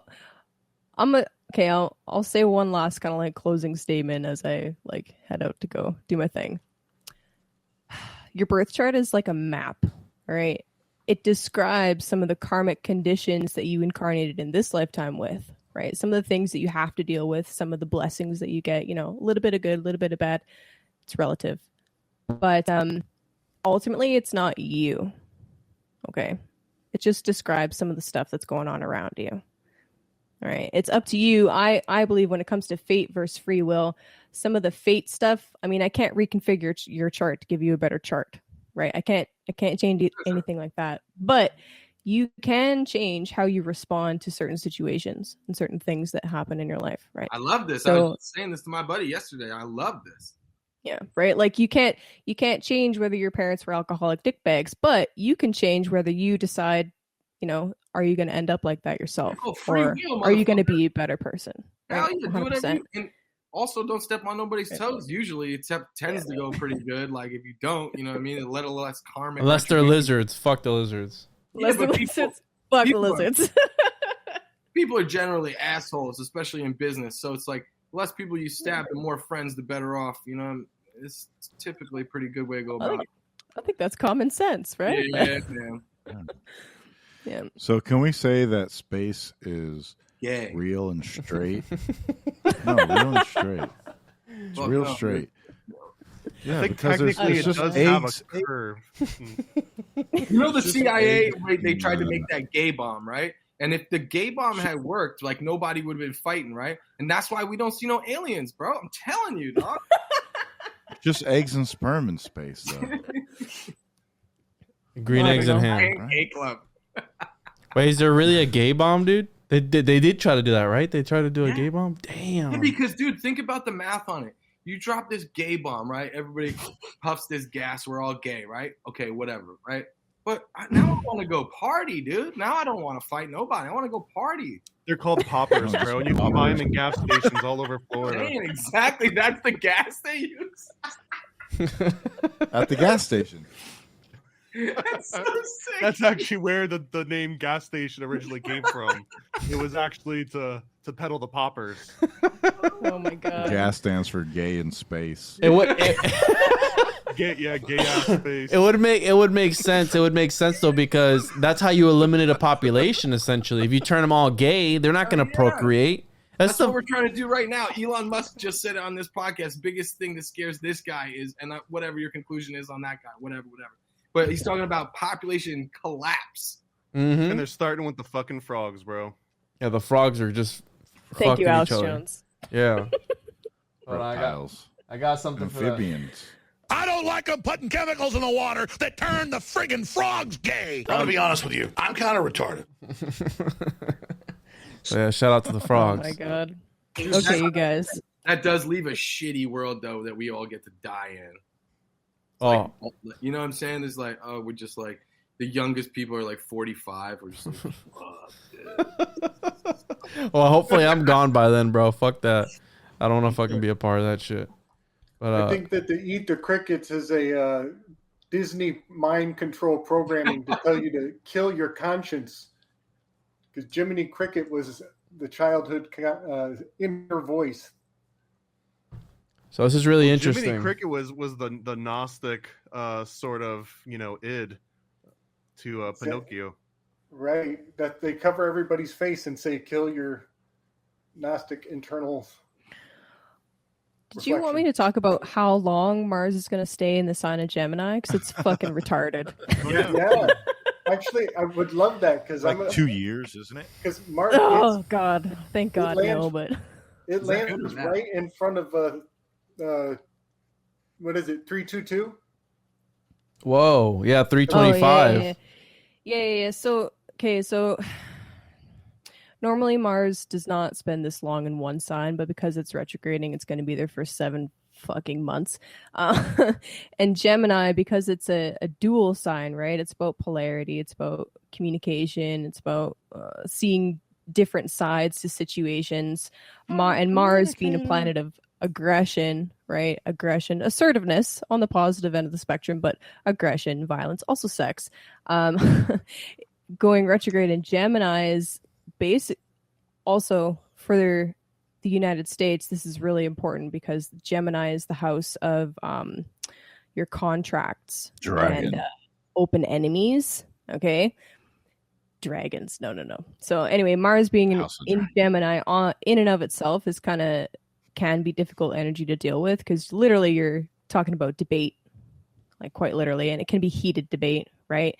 Yeah. Polarizing issues, stuff that usually people will fight about is like guaranteed to come up and just be amplified while Mars is in Gemini. And then during the retrograde cycle, it's like changing your mind on literally everything. Gemini is the mind, So it's going to be fun. It's going to be fun. There's going to be a lot of people saying, I told you so. There's also going to be, I think, rumors of war. I mean, even more so than what we're seeing now. Lots of really super fun stuff like that, but also the I don't know, trying to think of a positive off the top of my head. Hold on, let me tip it way off the cliff first. Oh no. Okay. Could we go really crazy and call this brother against brother? Absolutely, 100%. Yes. Yeah. That's the that's the phrase that they used in the Civil War. I mean, straight up. This is drawing lines in the sand kind of stuff, right? Yep, 100%. Do you see any lottery winnings befalling any of us in the immediate? I'd have to look at your whole chart, man. Shit, bro. You can tell if we can win the lottery from our chart? You could make some decent predictions based on different transits and different periods that you're going through. That was super vague, but I'd have to look really deep. Yeah, sweet. It's not about what really deep lottery to play. It's about when to play. Exactly. What's that? Exactly. What's that red planet? Exactly. That's supposed to be Mars, I'm pretty sure. Oh, Mars is red. I wanted you to break this down for us because Mars in the sky. This is very interesting, Gabe. This because the law of correspondence where we have. I fucking hate Crowley, but the Crowley Thoth deck, which is one of the more beautiful decks as far as the art goes, and we have this mirroring, right, of this reality. Yeah, Gemini mirroring. Anyway, I got to go. Thanks, Juan, for inviting me on. You are awesome, Kayleigh. Thank you so much. You guys are great too. I mean, mostly, but yeah. just kidding. See you guys later. Bye, Kayleigh. Love you, Kayleigh. So yeah, Gabe, if you could break this down for us, because obviously this happened recently. People were losing their shit over it. They changed the color of the lights in the background while it was going on when he started talking. Yeah, there's a lot of trigger. There's a lot of trigger artifacts. The turning to red is definitely emergent. Gives the sense of emergence. That's what makes you want to pull over sometimes if you see something flashing red. And it's just somebody's taillights, but you thought you were getting pulled over. But yeah, that shift from blue to red is the standard emergency flare. And it's going to be going on for almost a birth cycle. This will be happening for, I guess, 6 months. Maybe a little I mean, more if you're premature, that counts as a birth cycle. It's a homunculus cycle. It's a homunculus cycle. Exactly. I didn't want to say it. You said it, bro. You fucking said it.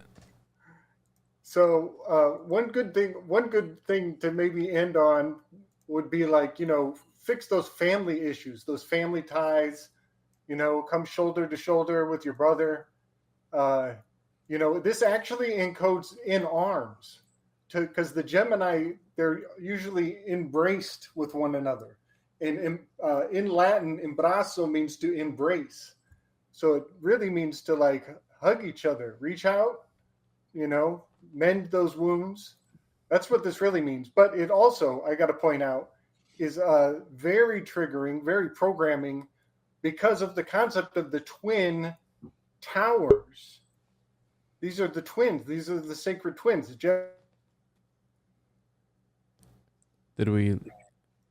Gabe, did we lose you? Oh, Gemini means twins. Gabe, you cut out there, bro. Really bad. Yeah. You said the twin brothers. Is Cain and Abel, were they twins by any chance? Does anybody know that? Yeah. Well, they were brothers. They were like the first brothers. Yeah, they're definitely Gemini oriented. To be in arms, hermanos has the word hands in it. Look at the guy's gloves. The Marines gloves put up. But it's also it's illegal. You're not allowed to have Marines back you in a speech. It makes a militarized, overly aggressive statement. Really? Oh man, they fucking really don't like you saying that, bro. Gabe, kind of looks like Gabe, you broke out again, bro. They don't like you talking about this shit. Oh shit. Cause the hands, right? The hands is also Freemasonic. Thomas, there it goes, with Sonic the Hedgehog. They called it an insurrection, and you're breaking up, Gabe. Damn, there. I'm the one that's fucking with his signal. Huh? You're cranking up the fucking knob back and forth. Got my little harp dial. Yeah. And Mark is muted. Plant. Mark, you're muted, bro. Thomas is remote control. I can't talk. Thomas, stop. Yo, Gabe. What the fuck is going on here? Gabe straight up fucking dropped out. He's spitting some truth right now, bro. You're next, Dan. Go ahead. Say something about fucking Mercury retrograde. I dare you. He's frozen right now. The next still frame was when he comes back, he's going to be like MIB behind him. Oh, he's back. Thank God. There's no men in there. There you are, bro. No, he's got those lizard eyes, though, bro. Look, he's got the lizard eyes. Gabe's a fucking black belt, dude. That's awesome. That was amazing. The signal just hit a tune. It just hit a tune. Fuck Mercury retrograde. Yeah, it's the Mars in retrograde or whatever. Something. And who won the football? The football. Was it the Rams? Rams. The Rams. Retrograde. SRAM. Mars in reverse. SRAM. Oh, that's right. That's right. Yeah. This thing. So that's the shofar. The blowing of the horn is the shofar, initiating a battle cry. And so, yeah, I mean, it's all consistent, super consistent. But it's going on for 6 or 7 months, I guess. And it comes out of retrograde right there on 223. Next year is 223. That's your skull and bones. It's just 3 days after the 322. That can't be good, right? That's probably bad. But Gabe, why is it that they're invoking, right? They're invoking the Lover's card, which is 6, which inversion. 6 is an inversion of 9 as well, which is the number of man. But then they're about to bend it over. They're about to bend that 6 upside down. but so they're invoking the Lovers, but then it's almost like we're talking about a war planet like Mars, right? Dark energy. Is that supposed to be? Is that part of the ritual, or what's going on there? Yeah, man, it's the diction of Aries. We are a war culture. This is the big heavy hitter. It's very close to us, and in electric universe theory, I've heard it even posited that some of the electric discharge that caused the squatter man effect might have been a close approach from Mars. And you could even take it further and say the moon might have been a handoff from Mars, and that might have been what Noah's Ark rode over on. Hey, I got a little bone to throw you, Gabe, because I'm just speculating here, but it's interesting because, and I know Juan loves the topic of additive color and subtractive color. It blew his mind last time it came up, but subtractive color, the primary colors are red, yellow, and blue, right? And the number one colors that you're gonna see online being promoted mostly is that yellow and blue, right? The support Kiev. And then you've got this introduction of Mars retrograde red. So like all of a sudden now you've got the three primary subtractive colors that make up our fucking TVs play for the next 7 months. Yeah, I mean, because when you're talking about war and conflict, and that's perception. We're talking about yellow and blue. That's perception. That's brilliant. Yeah, it's like they brought it in. Like if you were going to land an airplane, they were waving the yellow and the blue for so long to almost summon forward. So the expectation of the red. Gabe, right here, because this is when I look at this, I think about the chemical wedding of Christian Rosenkreutz, right? What is he holding flowers here? What is this? I think those are flowers. Yeah, it might be the harvest, the indicative. So, you got one has a club, one has flowers. Like so that broccoli means one is or a something. vegetarian, one is a meat eater, one is Cain, one is Abel, one is the harvest where you have food from the garden. But then in the winter, you might have to go eat some meat to get through the winter. So we have both of those in our own nature. I'm going to dub this episode her-Mars-culus. So instead of a homunculus, it's her-Mars-culus, bro. There you go. You like that, Gabe? I know you like that. I dig it. So, man, Thomas, that's beautiful that you called that they were summoning in the red. So that's literally perception. That is literally vision. That is what you're seeing. And when he told me that, the way I see it is that there are certain colors of the light spectrum that we know of that literally, like the Hans purple or the blue, whichever two of the ones it is that we talked about it, Gabe, that it literally transcends this dimension when it gets to a certain temperature. And that's crazy because I 100% think that the terracotta soldiers, they were able to embed people's souls into it because they're all have their own facial features. There are hundreds and thousands of them, and this emperor was trying to build his the micro of his macro of his fucking palace. Maybe Medusa was there. Or maybe some sort of technology, but I do think that once they infuse their souls into this, because the color literally changes dimensions. If they were able to embed their souls into the fucking soldier, into their homunculus, because it's a clay man, right? A man made out of stone, essentially. They were able to just transcend the dimension and just fucking peace out. Because it's creepy. I've seen the terracotta soldiers up front. Like, I've seen a couple of them.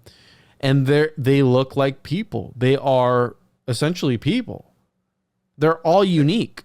I got something else too, color related. And you were talking about being able to see, like a different dimension of colors and stuff.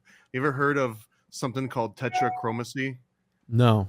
So tetrachromacy is a genetic mutation that allows certain people, I think it's typically women, that can see a whole extra range of colors that most normal humans can't see. It's a whole, and it's one of those crazy things because if you had it, it might not even be easy to know because that's just how you've seen color your entire life. Yeah. Versus someone that hasn't seen it. It's like, is it blue or is it gold? Rare. Right. That one thing is like, is it blue or gold? Oh, it's gold. And some other people are like, oh, it's blue. It's like, it's clearly fucking gold, bro. But they literally see a color that you or I just cannot see. It's a brand new color that exists. It's like its own little. It's the color out of space, bro. That's what it's all about. H.P. Lovecraft was talking about this shit back in the 1920s, dude. It's the color out of space. Think about it.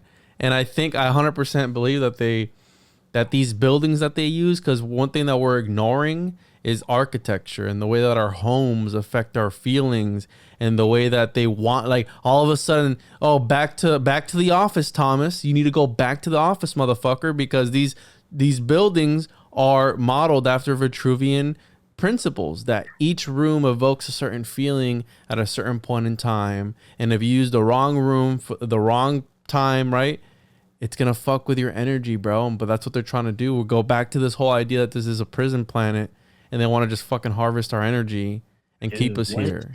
What if the elite are using secret colors in modern abstract art to communicate with each other? NFTs. We can't see it because we don't have the genetics bred into us to know those colors. So they're talking. It's like they live, bro. What if all these billboards have like secret codes on? Now all of a sudden, all those freaking George Bush and Hunter Biden paintings make a lot more sense. They're painting with that fucking ultraviolet adrenochrome pigment. And that one guy, what was that one guy that was painting the rape children, the molested kids? Who? Jimmy Seville? No, he was into the art. I think it was actually a woman or something that did the painting. But it's Podesta's collection. Podesta. They didn't make the art. Oh, the fucking the chick that painted all the tied up children, and they're all red, right? It's like a shade of red. This is the problem, dude, because that's an evidence trail. Like that's what that is, dude. Like as somebody that paints and sees a lot of art and stuff, it's like, no, that's clearly like a tortured mind. You should definitely investigate that person. Yeah, he's got like fucking Jeffrey Dahmer, some headless guy with his fucking back arched. Like, so last night I was reading some necromancy rituals, something like that, and one of the things that stood out to me was that some of the ingredients in the spell was tears of like a 5-year-old or a 7-year-old, or in order for you to complete the ritual you needed a certain incantation from like a 7-year-old or an 8-year-old. And I'm like, dude, this is fucked, because there was a guy from the true Michael Scott, and check it out, Patreon only. He was an astrologer, alchemist, and he was a writer for the church. Michael Scott, okay? And we're talking about word magic and all this shit. I think these people evoke that type of thing into these shows. But the true Michael Scott was an astrologer, alchemist, and a necromancer, and he condemned magic, but he knew so much about it. And he had these certain books that he wrote that were literally grimoires in order how to do certain things. And he was like a John Dee again, because he was the head of John Dee, was accused of being a sorcerer of some sort, a wizard. And a lot of if you read a lot of the work, is very weird. And I kept asking Roman, I'm like, bro, this is fucked. It's like, is this what I think it is? He's like, yeah, that's exactly what you think it is. And like, you think about everything that's going on in the Catholic Church, everything that's gone on at the Vatican, and all these things, and that's literally part of their black magic, necromantic magic. The Catholic Church keeps a stable of children in the Vatican City so that they can use virgin tears in their experiments through time space. Probably, bro. Two birds, one stone, bro. Wouldn't doubt it. Why not? If you got the resources, why not, bro? Who's gonna fucking stop you? Like that's what the Vatican's made of. It's like there's like a wing over there. It's like puppy dog's tails. Over there we got Eye of the New. You know what I mean? Like it's like Madame Tussauds kind of version, but it's just in the Vatican instead of in New Orleans. Expensive ingredients, it's just cheaper making it yourself. Exactly. Exactly, bro. That's so fucked up, bro. But that's exactly what it is. There was a character in a book in the Hannibal Lecter series, and I forget which book, maybe the second in the series. In this horrible character had been burned and traumatized as a youth, and so was like a recluse because they didn't ever want to go show their burnt skin from surviving the fire. And he was so sadistic, he had a manservant, and he would have the manservant bring children, orphans, into the office, and he would tell them horrible truths about what had happened to their parents.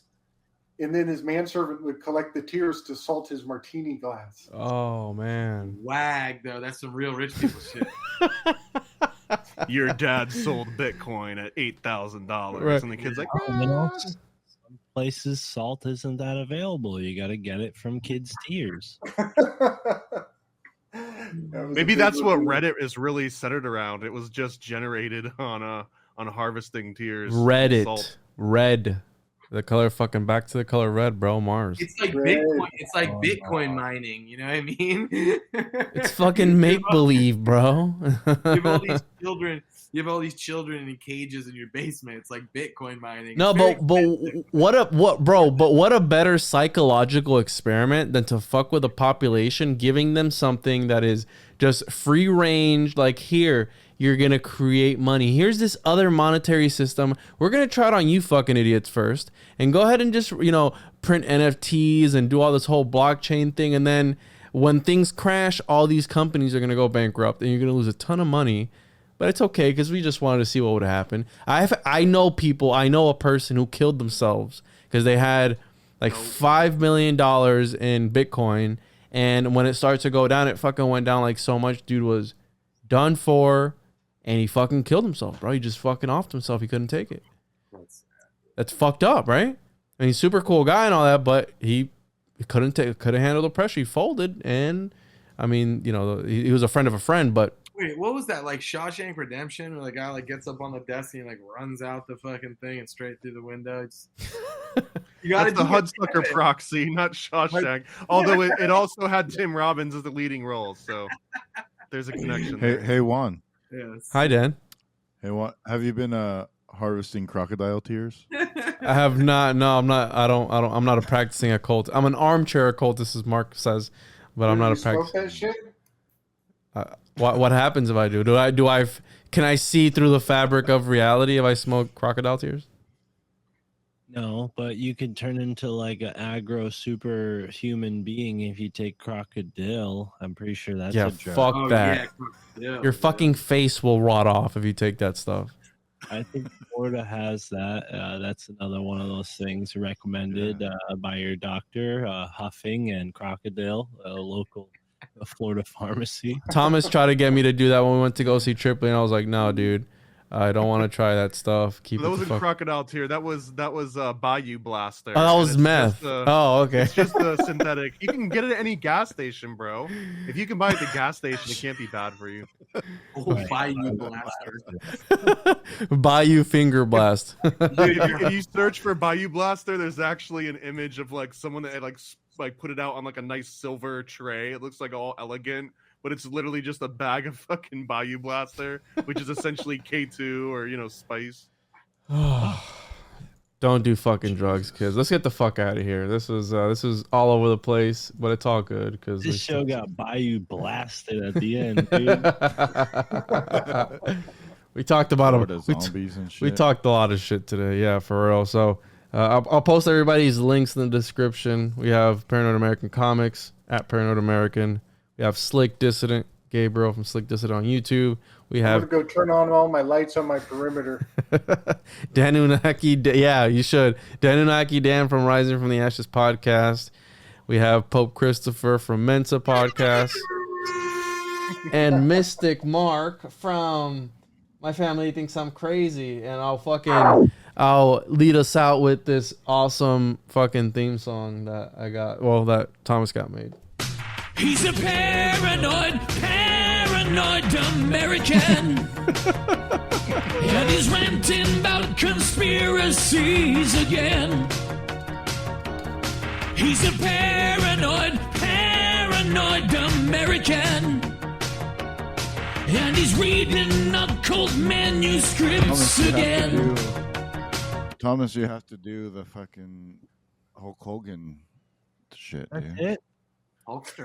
That was all the $12 got me on. That was $12, bro, on Fiverr. So shout out to that fucker. We should get that guy on the podcast.